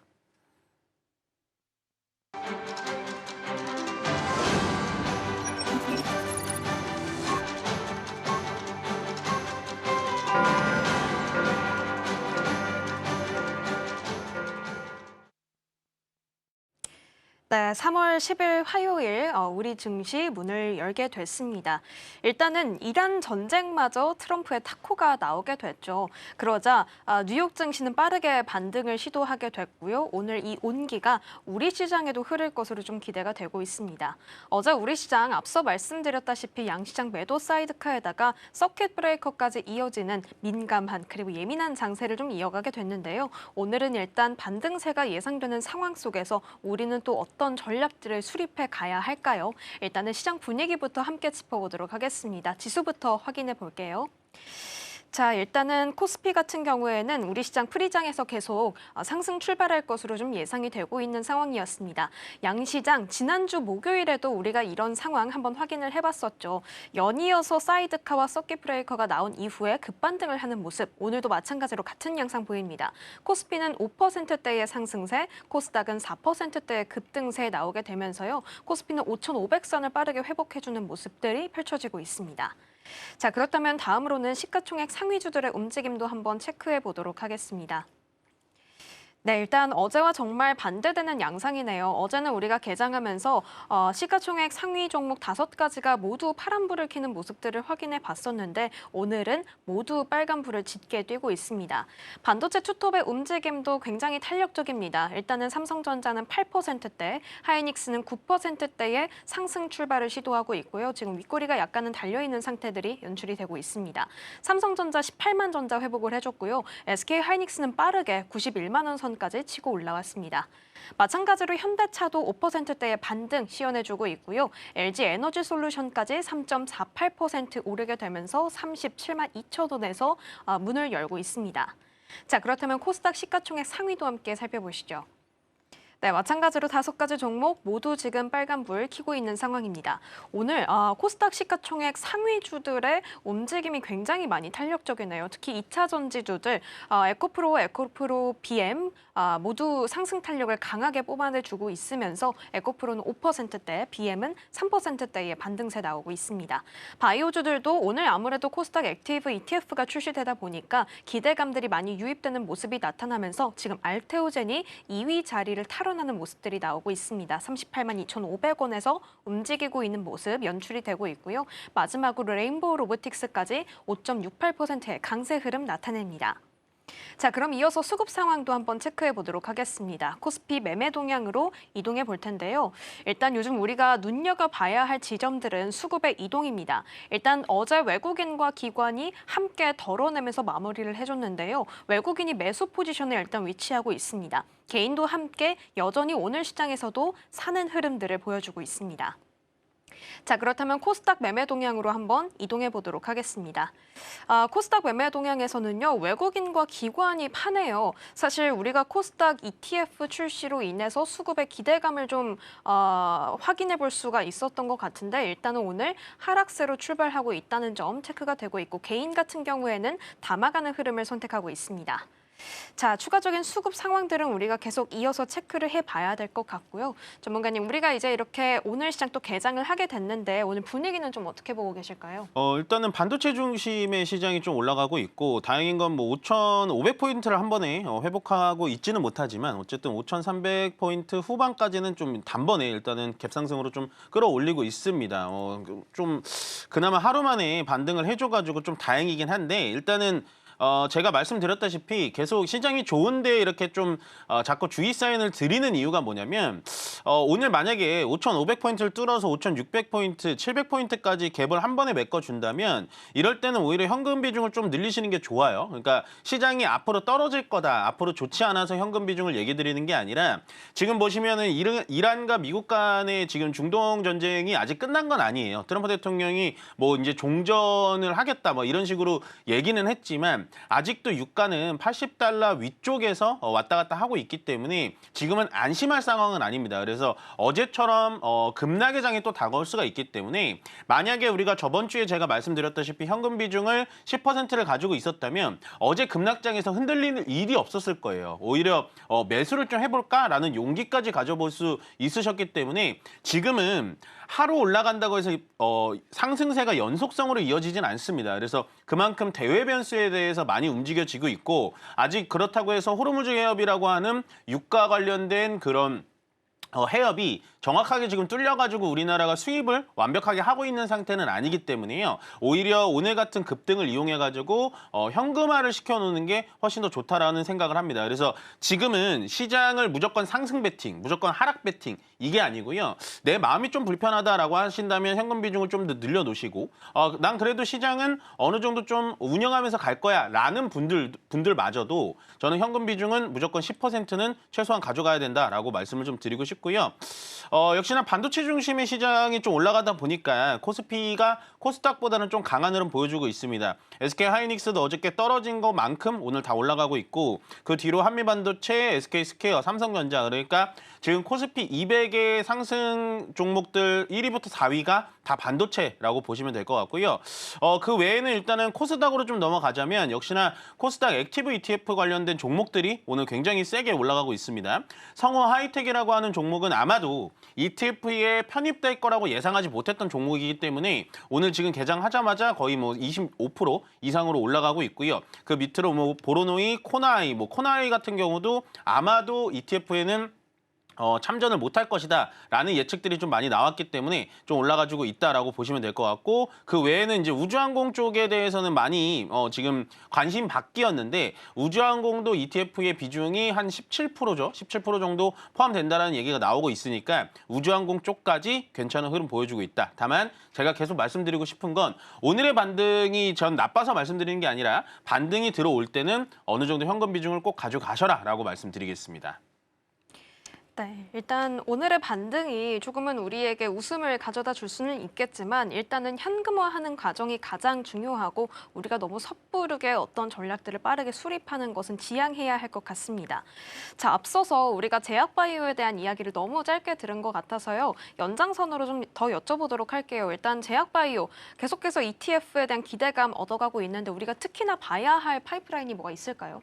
일단은 어제 제약바이오가 꼭 액티브 ETF 이번에 나온 거 말고 그 뒤에 이제 미래에셋증권에서도 나와요. 그러면 그분들의 ETF 제목을 보니까 기술 이전 바이오텍 ETF라는 거더라고요. 그게 뭐냐면 이제 기술 플랫폼을 가지고 있는 기업들, 비만약 계열이라든지 뭐 아니면은 뭐 ADC 계열이라든지 뭐 이쪽에 대해서 보시면 되는데, 그래서 지금 바이오 같은 경우에는 좀 긍정적으로 보시면 좋을 것 같아요. 지금 시가총액 상위 종목으로 본다면 뭐 알테오제니아 이제 코스피로 넘어가니까 별 혜택을 못 받겠거니라고 생각하시면 되는데, 뭐 ABL 바이오가 됐던 리가켄 바이오, 그다음에 뭐 보르노이, 펩트론, 뭐 D&D 파마텍, 그다음에 뭐 알지노믹스, 에임드 바이오, 올릭스 이런 종목들이 보통 기술 이전에다가 비만약 테마까지 붙은 친구들이거든요. 그래서 사실은 올릭스 정도만 빼고는 다 지금 박스권 상단에 머물러 있거나 박스권 하단에서 올라오지 못한 종목들입니다. 그래서 제가 아마 저번 주에도 똑같은 말씀 드렸던 것 같아요. 지금은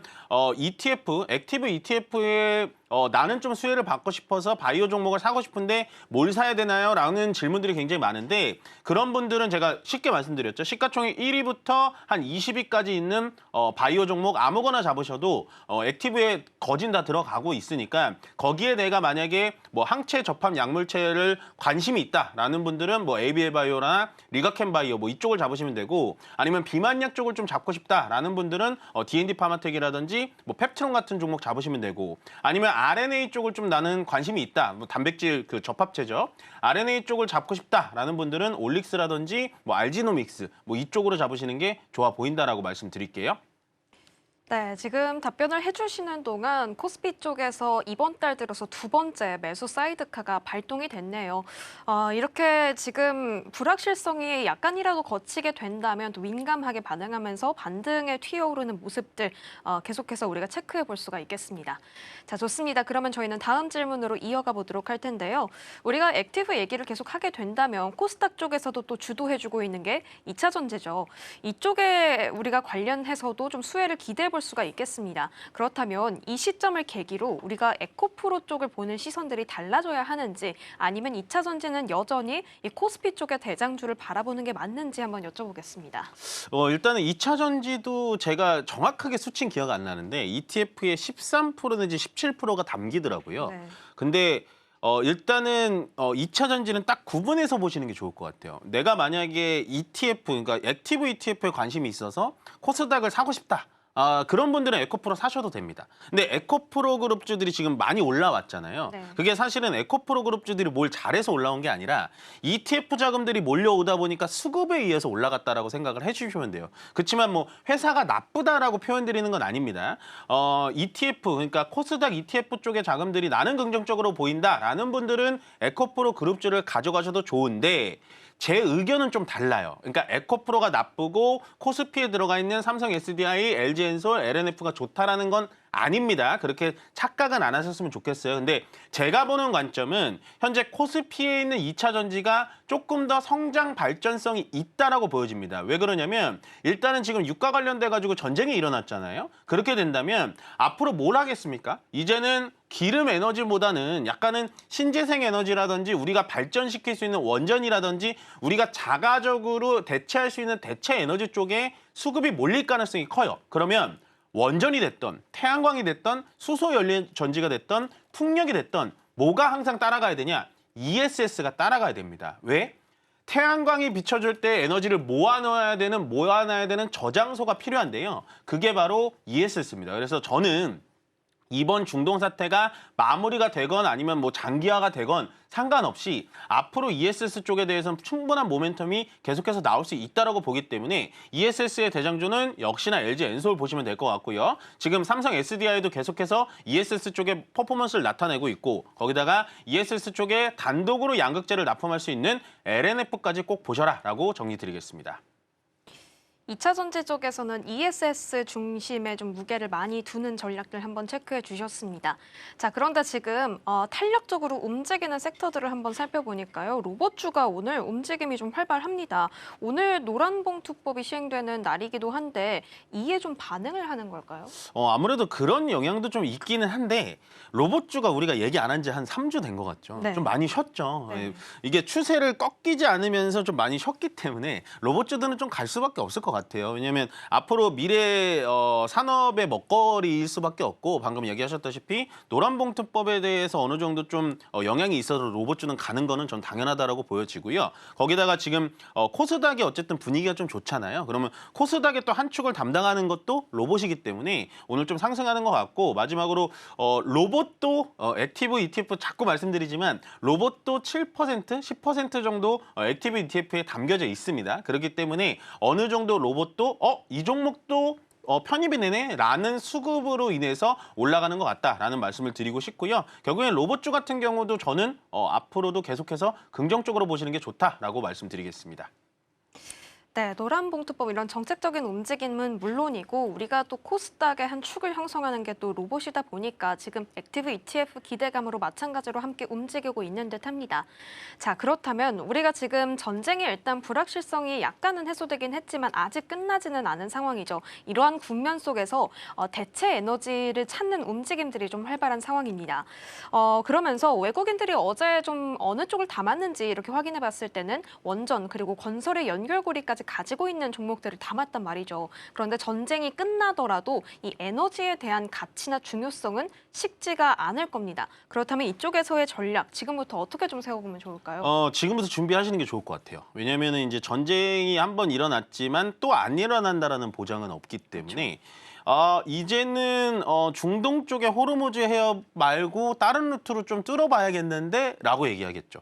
그러면은 뭐가 많아질까요? LNG 선이 더 많아지고 LNG 선이 많아지면서 그만큼 따로 뚫어내는 항로들도 더 많아질 겁니다. 그렇게 되면서 어제 이제 삼성중공업이라든지 한국카본, 뭐 본행제 만든 한국카본, 동성화인텍 이런 종목들이 좀 올라갔거든요. 그래서 조선에 대해서는 계속해서 보시는 게 좋을 것 같습니다. 뭐 저는 이제 조방원이 좀 조정에 나올 때 조방원에 대해서 한 번도 부정적으로 말씀드렸던 적이 없는 것 같아요. 조선 방산 원전은 계속해서 여러분들 포트에 가져가셔야 된다라고 말씀을 드렸는데 결국에는 지금 조선과 방산은 어떻게 보면 또 이어져 있거든요. 전쟁은 앞으로 끝나지 않을 것 같고 계속해서 이어질 것 같으니까 방사는 가져가시는 게 맞고 그다음에 방금 말씀드렸다시피 LNG 선에 대해서는 지금 제가 봤을 때는 홍해 쪽으로 돌아가든 아니면 희망봉 쪽으로 돌아가든 이러한 LNG 관련된 항해도 계속해서 늘려나야 되기 때문에 LNG 선에 대한 발주가 늘어날 것 같습니다. 물론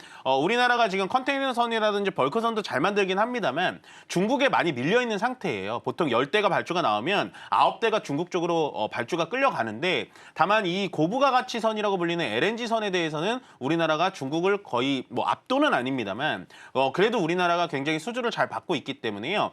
제가 봤을 때 앞으로 대만이라든지 아니면 일본이라든지 이런 나라들도 충분히 LNG 선에 대해서 발주가 나올 것 같습니다. 그만큼 현재 대체 에너지에 관련돼서 저는 LNG 관련돼서는 역시나 FLNG의 대장주인 삼성중공업 보시면 좋을 것 같고요. 본행제 관련돼 있는 한국카본이라든지 동성화인텍까지 챙겨보시길 바라겠습니다. 네, 이 위기 속에서도 좀 빛나는 게 바로 우리 조방원인 것 같습니다. 우리 포트의 중심을 잘 잡아줄 수 있는 축으로서 활용을 할 수 있을 것 같습니다. 자, 스탁 포인트는 여기서 마무리해 보도록 하겠습니다. SCTV 이민 전문가와 함께했습니다. 고맙습니다. 고맙습니다.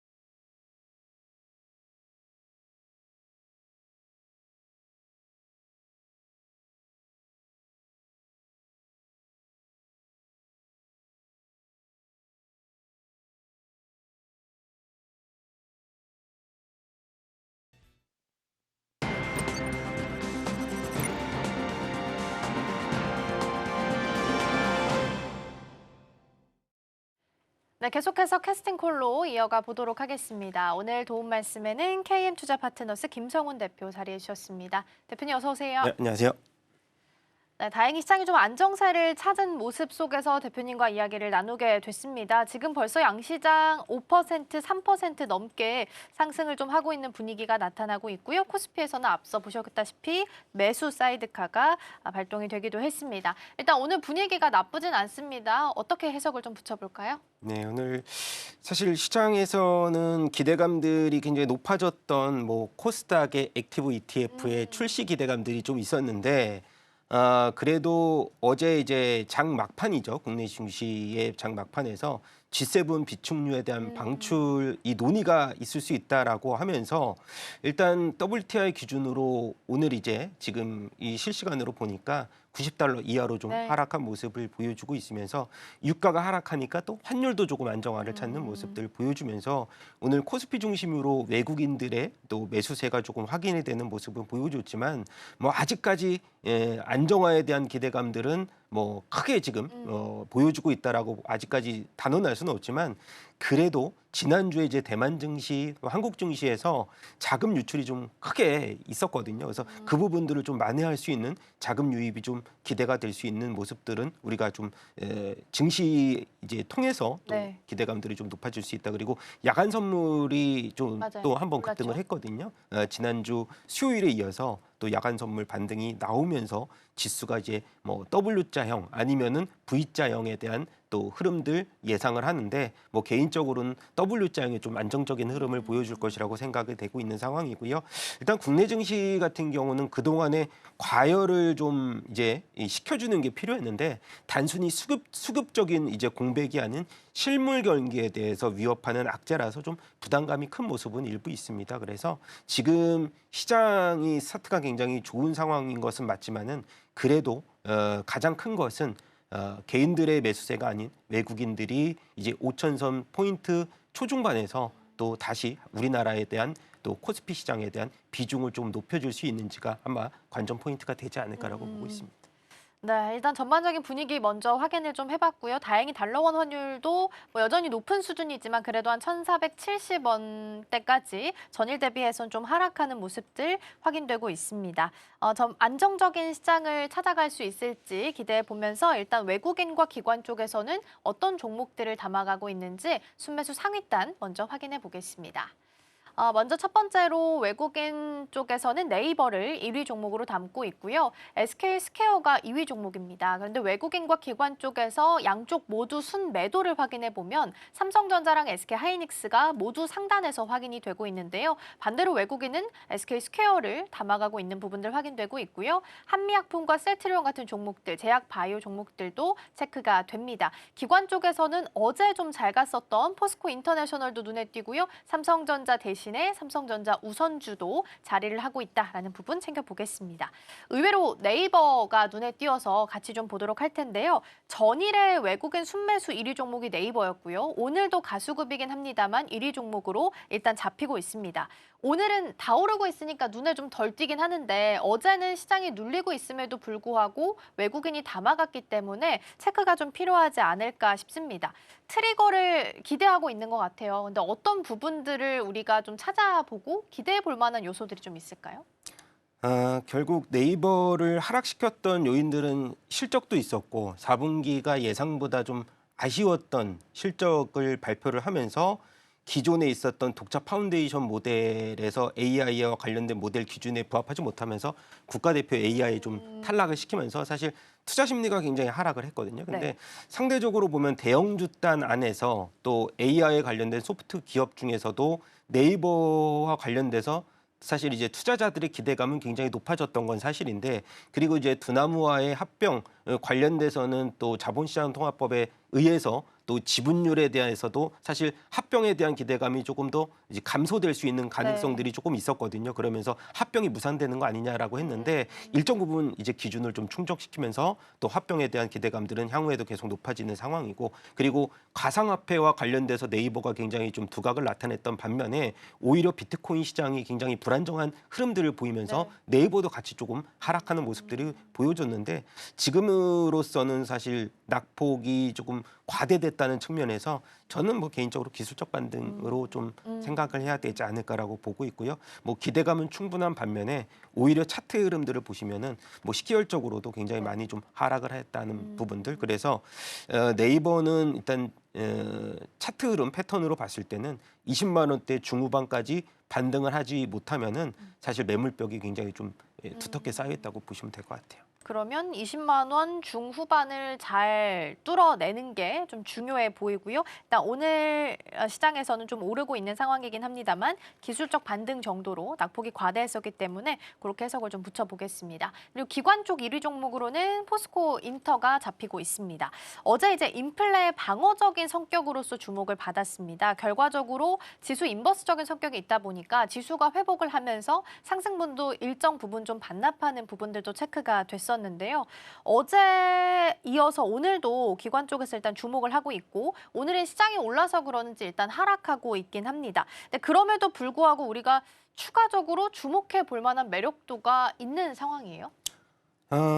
기본적으로 실적 대비해서 싸거든요. 네, 선행 PR로 봐도 한 15배 정도인데 그리고 포스코가 갖고 있는 강점이 한 3-4가지 되거든요. 그중에서 어저께 반등을 보였던 것은 이제 파모일이 얘네가 이제 인도네시아 쪽에 지분을 많이 갖고 있는 상장 기업이죠. 거기서 1조 이상 회사를 인수하면서 어차피 식품 가격이 지금 급등을 하는 모양새가 나타나다 보니까 포스코 인터내셔널의 실적의 한 축을 차지하고 있는 이 식품 관련 포트폴리오에 대한 기대감들이 좀 높아지고 있고 당연히 에너지 부분 쪽으로는 저희가 뭐 말 안 해도 다 아시다시피 호주의 세넥스라든가 미얀마 작년 영업이익만 하더라도 3,900억을 달성하면서 전년비 대비 한 80% 이상 증가한 실적을 계속 내왔다는 거죠. 그리고 대미투자특별법이 이제 통과가 되면서 거기에 따라서 우리가 미국에서 뭐 LNG와 관련된 투자, 뭐 거기에서 가장 큰 수혜를 받을 수 있는 건 당연히 저는 한국가스공사보다는 포스코 인터내셔널이 가장 큰 수혜를 받을 수 있다고 보고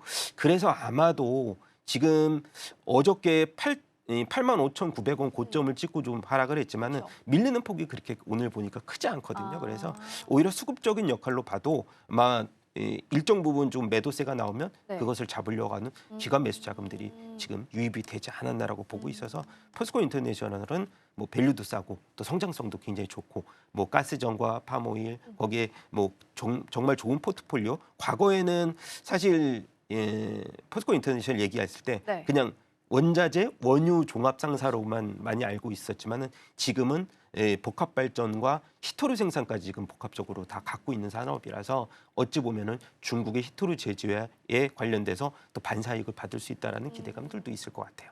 네, 그렇죠. 기존에 이제 히토류 관련해서 좀 주목도가 높은 상황이었는데 어제는 가지고 있었던 자원 개발이나 이런 부분들 판가에 인상되면 그대로 수혜받을 수 있다라는 이야기가 나오면서 주목도가 높았습니다. 어제 한 85,900원 찍고 윗꼬리가 굉장히 길었는데 오늘 밀리는 폭이 그렇게 크지 않고 차트상으로도 지금 양봉으로 그려져 있거든요. 기관 쪽에서 한 연이틀 들어오고 있으니까 추가적인 랠리가 가능할 수 있을지 보도록 하겠습니다.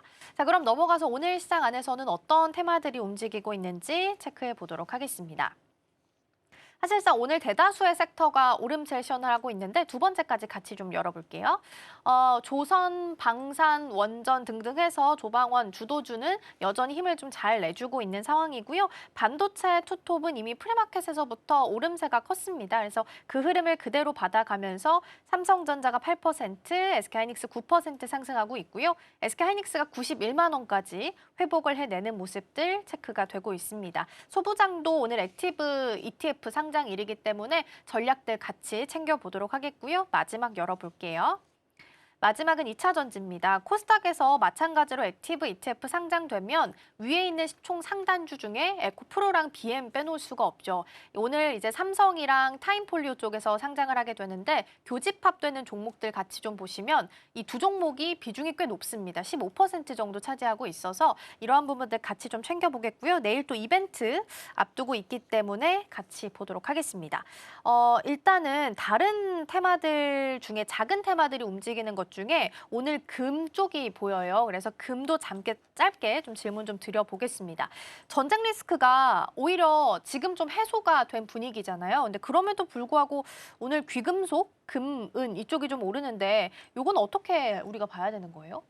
결국 아직까지 이제 불확실성이 아직까지? 높아졌다고 아. 보는 상황이고 이게 네. 유가가 이제 비축률을 어느 정도 풀었을지 그것이 이제 명확하게 수치화되지는 아, 않았거든요. 그쵸, 네. 그리고 트럼프도 전쟁에 대한 이제 종전 언급은 했지만 네. 뭐 구두상이었지 그것이 아. 확실하게 지금 보면은 뭐 UAE나 쿠웨이트나 전쟁에 대해서 종식에 관련된 이 흐름상으로 봤을 때는 계속해서 미사일에 대한 이 요격이 계속 나오는 상황이기 때문에 전반적으로 봤을 때 이란 테헤란의 정유 시설에 대한 이 폭파 거기에서 따른 또 이란의 단 이 복수전이 또 아직은 끝나지 않은 상황으로 저는 본다라고 했을 때는 지금의 한 번의 이런 유가가 안정화가 됐다고 해서 네. 앞으로도 지속적으로 이것이 안정화가 유지가 될 것인가 그것은 아직 물음표라고 봅니다. 그래서 안전자산을 여기는 금 가격에 대한 상승폭은 우리가 그런 불안정세에서 가장 이 피난처로 부각이 될 수 있는 흐름에서 우리가 좀 연장선상에서 봐야 될 것 같습니다. 네, 아직은 불확실성이 남아있는 자리이기 때문에 금에 대한 수요 여전히 좀 높다. 안전자산이 선호 심리가 여전히 좀 자리를 하고 있기 때문에 이러한 측면에서 해석을 좀 해봤고요. 또 하나 또 움직이는 테마 중에 하나가 로봇 쪽도 있습니다. 일정상 이제 노란봉투법 시행일이기도 하고요. 중국 양회에서도 중국 그 로봇 굉장히 뜨거운 의제였다고 합니다. 휴머노이드 로봇이 핵심이 되는 경제를 구축하겠다. 이런 부분이 제안이 나왔다고 하는데 그만큼 이제 우리 시장 안에서 빼놓을 수 없는 주제임에도 불구하고 문제는 항상 수급이었습니다. 오늘은 다 오르니까 사실 이걸 해석을 좀 붙이기는 어렵기는 한데 그럼에도 불구하고 수급이 좀 앞으로 잘 붙어줄 수 있을지 어떻게 판단을 좀 해볼까요? 일단 뭐 다행으로 생각하는 게 어제 레인보 로보틱스가 이제 미공개 정보를 이용한 네. 이 주식 선매수 때문에 한 10%대 이상 조정을 받았거든요. 나름 이제 이 로봇주들이 다 같이 하락을 한 건 아니고 레인보 로보틱 단독 이제 악재가 하나가 있었어요. 근데 오늘 보니까 그런 단독 악재를 좀 무마시키는 반등을 한번 나왔다는 점에서 그래도 의미가 있다고 생각이 되고요. 그리고 이제 로봇주 같은 경우는 지금 이제 노란봉투법이 이제 시행이 되면서 사용자의 책임 범위가 좀 확대가 됐잖아요. 그런 부분 봤을 때는 가장 큰 것은 뭐 대기업은 문제가 크게 되지는 않지만은 중소기업 쪽으로 아마도 비용에 대한 이 증가 문제 때문에 사실 폐업에 관련돼서 막 논의가 되는 이 기업들이 굉장히 많아졌다고 하는데 그런 문제를 빠르게 해결할 수 있는 뭐 휴머노이드보다는 저는 이제 산업 로봇 쪽으로 이 투입에 대한 확산세 뭐 일단 투자 심리를 자극하기에는 굉장히 좋은 뉴스가 이제 노란봉투법에서 또 연결고리를 많이 찾아야 되는데 뭐 가장 큰 핵심은 우리가 중심으로 여기는 로봇 손에 대한 개발 능력이 얼마나 빠르게 이제 중국 이 상대적인 국가 대비해서 얼마나 기술력이 빠르게 좀 그 격차가 해소가 될 수 있는지 여부 거기서 뭐 이번에 코스닥 이 액티브 ETF에 포함되어 있는 뭐 원익홀딩스를 비롯해서 레인보 로보틱스도 저점을 활용해서 좀 매수하는 방법도 좀 많이 좀 생각을 고민을 많이 해보셔야 될 것 같은데 오늘 상승률로 보니까 제가 말씀드렸던 액추에이터라든가 이 로보틱스가 오늘 10%대 맞아요. 급등을 보여주고 있거든요. 상대적으로 봤을 때는 레인보우보다는 우리가 투탑으로 레인보 로보틱스와 이 로보틱스를 많이 얘기하는데 로보틱스가 상대적으로 고점에서 좀 많이 빠졌기 때문에 오늘 10%대 급등세를 보이는 반면에 레인보우 로보틱스는 한 4%대 지금 반등 고점에 대해서 조금 상승폭이 좀 줄었거든요 아침보다는. 네네. 그래서 저는 이 두 종목 쪽을 핵심 탑픽으로 가져가는 것도 좋은 방법이다라고 보고요. 최근 들어서 많이 빠져있던 현대차라든지 뭐 기아. 현대위아 이렇게 자동차 관련된 그룹주 그리고 이제 성우하이텍이 오늘 급등하는 상황은 사실 우리가 예상 포트폴리오 그러니까 맞아요. 코스닥 이제 액티브 ETF에서 뭐 삼성이라든가 타임 포트폴리오에 제외됐던 종목이 또 이렇게 선순위에 들어가는 상황에서 이렇게 급등했는데 오늘 급등이 뭐 시작점 같은 분위기는 아니고 원체 좀 반응을 좀 많이 했다고 보는 상황이고요.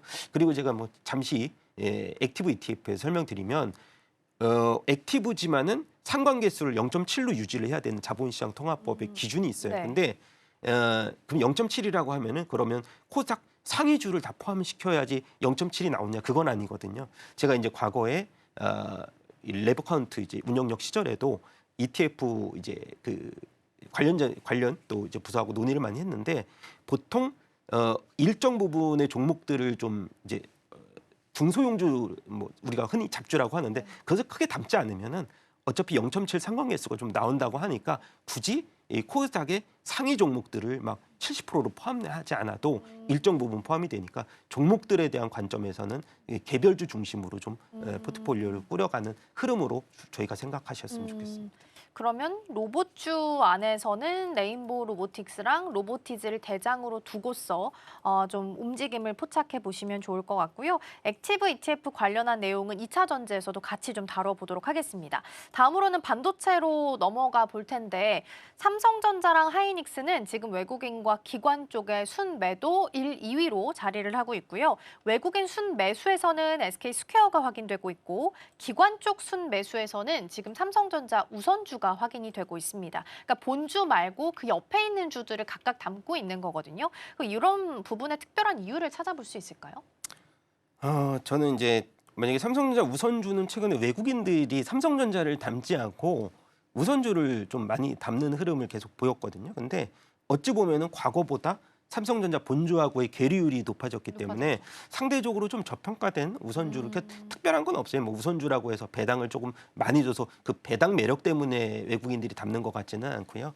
부담감 좀 덜한 우선주를 담는다고 네. 보시면 될 것 같고 뭐 스퀘어 같은 경우도 사실 어찌 보면은 삼성전자도 밸류는 지금 선행으로 한 5배 정도 주가가 많이 빠져 있기 때문에 근데 스퀘어는 지분이 한 20% 정도 갖고 있는데 지분법 이익만으로 계산했을 때 삼성전자보다 선행 밸류가 더 싸거든요. 그래서 아마도 스퀘어를 일단 밸류 측면으로 더 많이 담는 흐름에서 아마 작년 기준으로 보면은 SK 스퀘어가 SK 하이닉스보다 더 이제 상승률이 좋았지만은 오히려 지분법 이익으로 따졌을 때는 더 싼 측면이 없지 않아 있기 때문에 아마 밸류를 계산했을 때 우선주를 많이 담는 측면 그리고 스퀘어를 많이 담는 측면이 있을 것 같아요. 네, 일단은 오늘은 그 옆에 주변주를 좀 담고 있어서 먼저 좀 체크를 해봤고요. 시간상 2차 전지로 넘어가 봐야 될 것 같네요. 내일 인터배터리 일정이 있고요. 마침 CATL에서 어닝 서프라이즈를 발표를 했어요. 지금 보면 4분기 매출이 역대 최대라고 하고 어쨌든 우리가 기대했던 것보다 훨씬 더 잘 나온 상황이라서 2차 전지에게는 또 새로운 트리거가 돼줄 수 있을지 어떻게 대표님 보세요? 네, 뭐 말씀 정말 잘해 주셔가지고 일단 2차 전지 같은 경우는 아직 실적이 확연하게 턴어라운드가 됐다라고 보이는 종목들은 몇 개 없거든요. 이제 셀업체는 4분기도 지금 작년 4분기도 적자부 삼성 SDI 적자를 좀 기록했지만은 이제 올해 들어서 현지화 전략을 잘 이제 세우는 상황에서 세제 혜택에 대한 기대감들이 네네. 좀 높아지고 있는 상황인데도 불구하고 아마도 흑자 전환의 본격적인 원년은 내년이 될 것으로 보이지만 그래도 내일 있을 인터배터리에 대해서도 네. 이번에 뭐 AI 데이터 센터의 ESS의 한 축을 담당할 수 있는 또 새로운 또 배터리 신기술이 또 개발이 돼서 우리가 공개가 된다는 점 그리고 AI 피지컬 관련돼서도 이제 이 다품종 소량 생산에 관련돼서도 장비주들의 이제 발주 모멘텀들이 굉장히 많거든요. 그런 부분들을 모든 것을 이제 종합해 봤을 때 저희는 핵심은 ESS하고 하나의 축은 피지컬 AI가 될 건데 ESS가 글로벌리하게도 이제 CATL이 점유율이 한 50% 정도를 가져가기 때문에 네. 이제 중국을 제재할 수 있는 미국에서 정부 쪽에서 이 ESS 관련된 배터리 중국을 제재를 하겠다고 공표를 한 상황이기 때문에 그 관련된 점유율을 얼마나 뺏어왔을지 그것도 하나의 관전 포인트가 될 건데 우리나라에서는 지금 ESS 아직까지도 점유율이 10%가 채 안 되거든요. 그래서 오히려 저는 그게 기회라고 생각해요. 이 점유율을 중국에 뺏어올 수 있는 또 기회가 될 것으로 보이는데 뭐 일단 이벤트에 대한 트리거는 당연히 인터배터리에 대해서 일단 피지컬 A와 관련된 신기술에 대한 모멘텀들이 얼마만큼 또 시연이 빠르게 될 수 있는지 네. 그게 이제 핵심은 삼성 SDI하고 또 에코프로 BM에서 전고체에 들어갈 수 있는 하이니켈 함량이 많은 또 배터리가 처음으로 이제 공개가 된다니까 거기서 또 모멘텀들이 또 주가에 또 매수 이입으로 또 기대가 될 수 있는 측면도 우리가 기대해 볼 만하다 말씀드리고 싶습니다. 네. 일단 2차 전지 관련해서는 내일 또 일정이 있는 상황이라서 오늘 시장이 마침 또 분위기가 좋은 상황이라 추가적인 업사이드가 좀 열려 있을 수 있을지 보시면 좋을 것 같고요. 앞서 살짝 좀 ETF 말씀을 해주셨지만 삼성이랑 타임폴리오에서 공개를 한 거고요. 그 종목에 대한 교집합을 보면 에코프로랑 에코프로 BM이 비중이 좀 높아요. 생각보다 15% 정도 차지를 하고 있습니다. 근데 이렇게 보면 코스닥 시총이 상단주잖아요. 그럼 그렇게 해서 우리가 좁혀서 아이디어를 좀 가져가야 되는지도 궁금해요. 제가 아까 전에 말씀드린 게 뭐 사실 액티브의 특성상 종목 교체가 좀 활발하게 나올 수가 있는데 그렇다고 해서 뭐 한 달 안에 막 바로 교체가 되지는 않거든요. 그래서 분기 실적을 좀 보면서 포트폴리오를 리밸런싱을 하거나 하기 때문에 뭐 일단 편입이 된 것은 네. 굉장한 호재는 호재다? 맞죠. 그리고 수익률로 따지고 보면은 운영력 이 이제 작년 수익률로 비교했을 때는 타임 포트폴리오 운영력 수익률이 한 2배 정도 되거든요.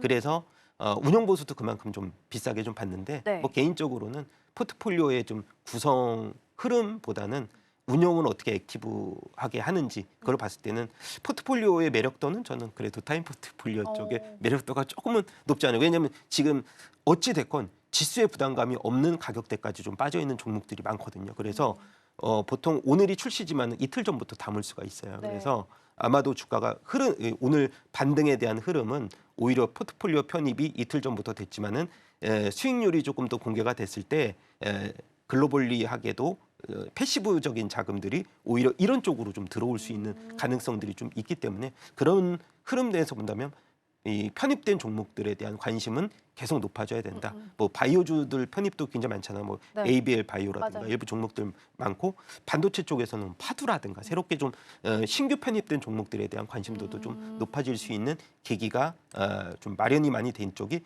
코스닥 종목들이 아닌가라고 보고 있습니다. 네. 그렇게 보면 제가 아까 그 탑픽 종목을 살짝 좀 챙겨봤는데 일단은 시총 상단에 있더라고요. 그러면 그거랑 연결을 지어서 좀 설명 드려볼까요? 탑픽 종목을 제가 에코프로 BM을 좀 말씀을 드려야 될 것 같은데 결과론적으로 2차 전지 내에서도 뭐 셀 업체 뭐 아니면은 이제 우리가 흔히 양극재 업체들 소재 업체들도 네네. 굉장히 많은데 펀더멘탈에 좀 주목을 했습니다. 에코프로 BM이 4개 분기 연속 흑자에 성공을 했잖아요.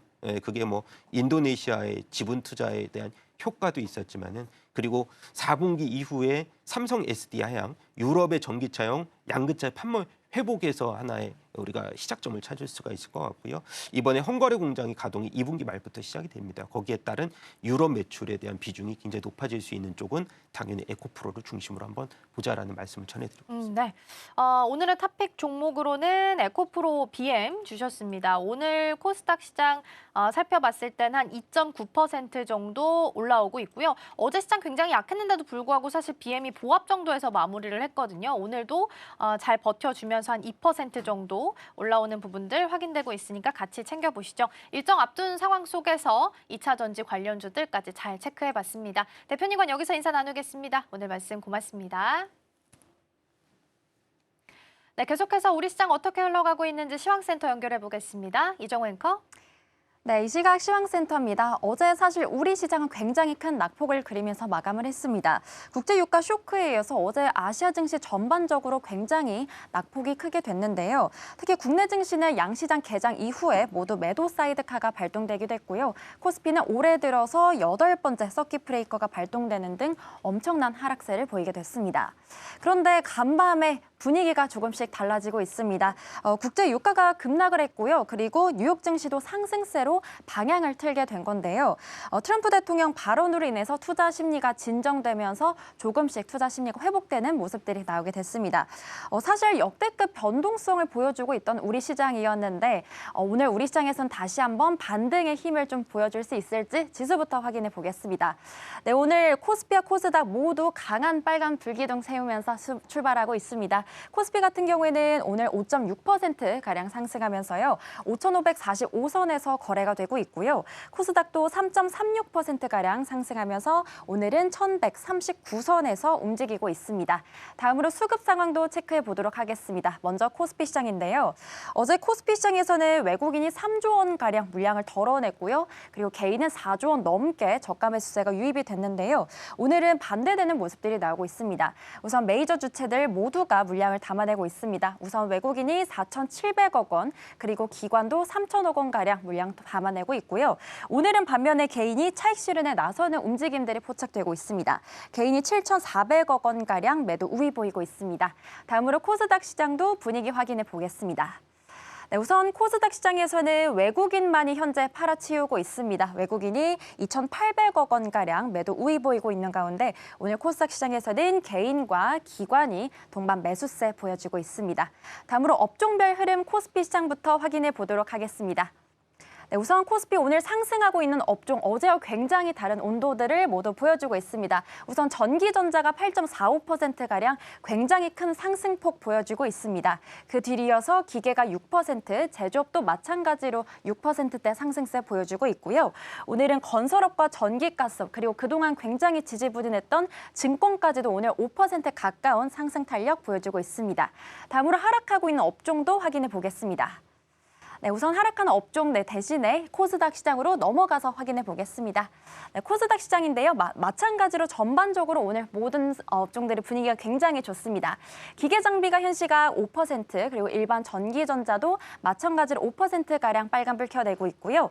오늘 운송장비와 금융, 그리고 화학 쪽까지도 모두 빨간불 켜내고 있는 모습들 확인되고 있습니다.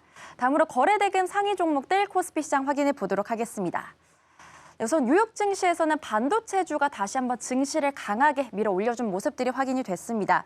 한동안 소프트웨어 쪽에 몰려있던 자금이 이제는 하드웨어 쪽으로 다시금 움직이는 모습들이 포착이 된 건데요. 여기다가 엔비디아는 다음 주에 있을 GTC 컨퍼런스를 앞두고 월가의 긍정적인 평가가 나오면서 3%가량 급등하기도 했었고요. 필라델피아 반도체 지수도 4% 가까이 상승하기도 했습니다. 네, 오늘 이런 뉴욕 증시에서 반도체주의 따뜻한 온기가 오늘 우리 시장 전반적으로 좀 확산되는 모습들이 확인되고 있습니다. 우선 삼성전자 같은 경우에는 오늘 9% 넘게 굉장히 강한 화력을 보여주고 있습니다. 오늘 오전에 미래에셋증권이 삼성전자가 가격 매력도가 높아져 있다라는 리포트를 발행하기도 했습니다. 최근에 사실 이 미국의 이란 공습 이후에 패닉셀 이후에 5거래일간 무려 20% 가까이 떨어져 있던 삼성전자였는데요. 이로 인해서 오히려 가격 매력도가 높아졌고 그리고 배당 수익률도 유의미하게 높아졌다라는 코멘트가 있기도 했습니다. 삼성전자가 19만 전자를 다시금 회복하려는 모습들이 확인이 되고 있고요. 다음으로 SK하이닉스입니다. SK하이닉스는 무려 2자릿수 상승세 보여주고 있습니다. 네, 오늘 오전에 굉장히 또 기분 좋은 소식이 있었죠. SK하이닉스 같은 경우에는 세계 최초의 10나노급 6세대 D램인 일시 LPDDR6 제품을 개발했다라는 소식이 전해졌습니다. 사실 지난 1월 CES에 해당 제품을 공개한 데 이어서요. 세계 최초로 이 제품을 이제 개발 인증을 완료했다라는 점에서 굉장히 유의미한 성과가 나오고 있습니다. 오늘 SK하이닉스도 11% 넘게 상승하면서 93만 닉스 회복한 모습 확인되고 있습니다. 다음으로 두산 에너빌리티도 확인해 보겠습니다. 오늘 7.8%가량 굉장히 강한 상승세 보여주고 있는데요. 원전 쪽 관련해서 정부의 의지도 계속해서 확인이 되고 있었죠. 어제 국회에 열린 전체 회의에서 김 장관이 미국과 체코 그리고 불가리아 원전 수출을 위해 노력 중이다라는 그런 정부의 의지를 적극적으로 피력을 해줬습니다. 그리고 두산 에너빌리티 같은 경우에는 최근에 또 수주 소식이 있기도 했었죠. 미국 기업과 380메가와트급의 가스터빈 7기를 공급했다라는 소식이 전해지기도 했습니다. 두산 에너빌리티 계속해서 좋은 소식들 받아가면서 오늘도 7.8%가량 상승하면서요. 10만 빌리티 회복한 모습 확인되고 있습니다.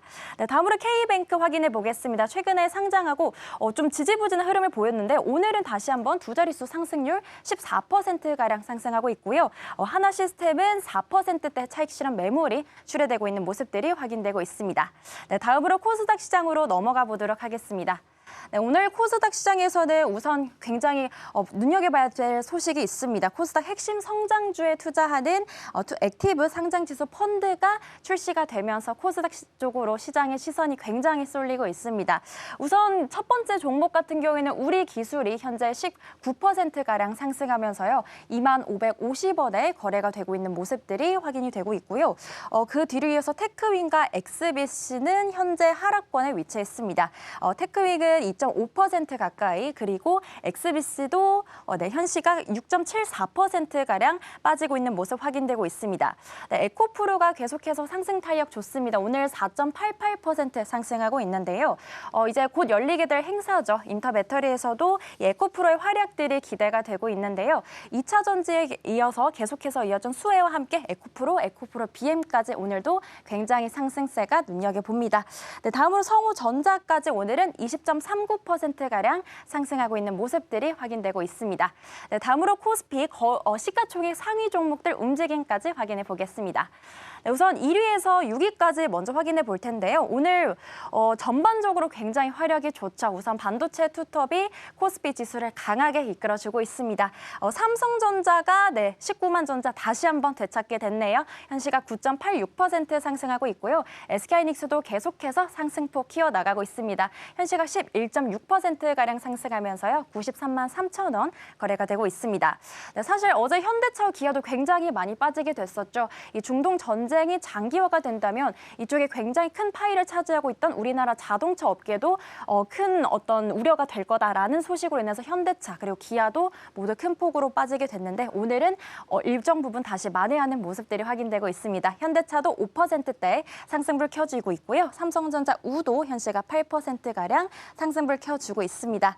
네, 그 뒤를 이어서 LG 에너지솔루션과 삼성 바이오로직스도 2%가량 빨간불 켜주고 있는 모습 확인되고 있습니다. 네, 다음 순위도 함께 체크해 볼까요? 네, 우선 6순위부터 보시면요. 하나 에어로스페이스는 오늘 소폭이지만 0.21% 그래도 추가적으로 좀 상승해주고 있는 모습들 나오고 있습니다. 방산 쪽 내에서도 오늘은 좀 선별적인 움직임들이 나오고 있습니다. 하나 시스템은 차익 실현이 나오고 있는 반면에 하나 에어로스페이스는 다시 보합권으로 좀 위치를 바꾸게 됐습니다. 네, SK스퀘어도 현시가 8.64% 그리고 두산 에너빌리티도 앞서 언급드린 대로 현시가 8%가량 상승불 켜주고 있는 모습 확인되고 있습니다. 네, 지금까지 시황센터에서 전해드렸습니다. 네, 다행히 회복을 시도하려는 움직임이 포착이 됩니다. 오늘 오후 2시에는 일정도 있습니다. 이재명 대통령이 대기업과 중소기업들, 인사들 만나서 상생 간담회 개최하는 일정이 있으니까 시간대별로 좀 확인해 보시고요. 오후장 진행하다 보면 TSMC 매출액도 공개가 될 겁니다. 오늘 반도체주 흐름 괜찮으니까요. 힘을 더 보태줄 수 있을지 함께 보셔도 좋겠습니다. 저희가 방송 중에 제공해드린 정보는 투자 판단을 위한 조언일 뿐 해당 종목의 가치와 수익률은 보장하지 않습니다. 저희는 내일 더 다양한 소식 준비해서 돌아오겠습니다. 시청해주신 여러분 고맙습니다.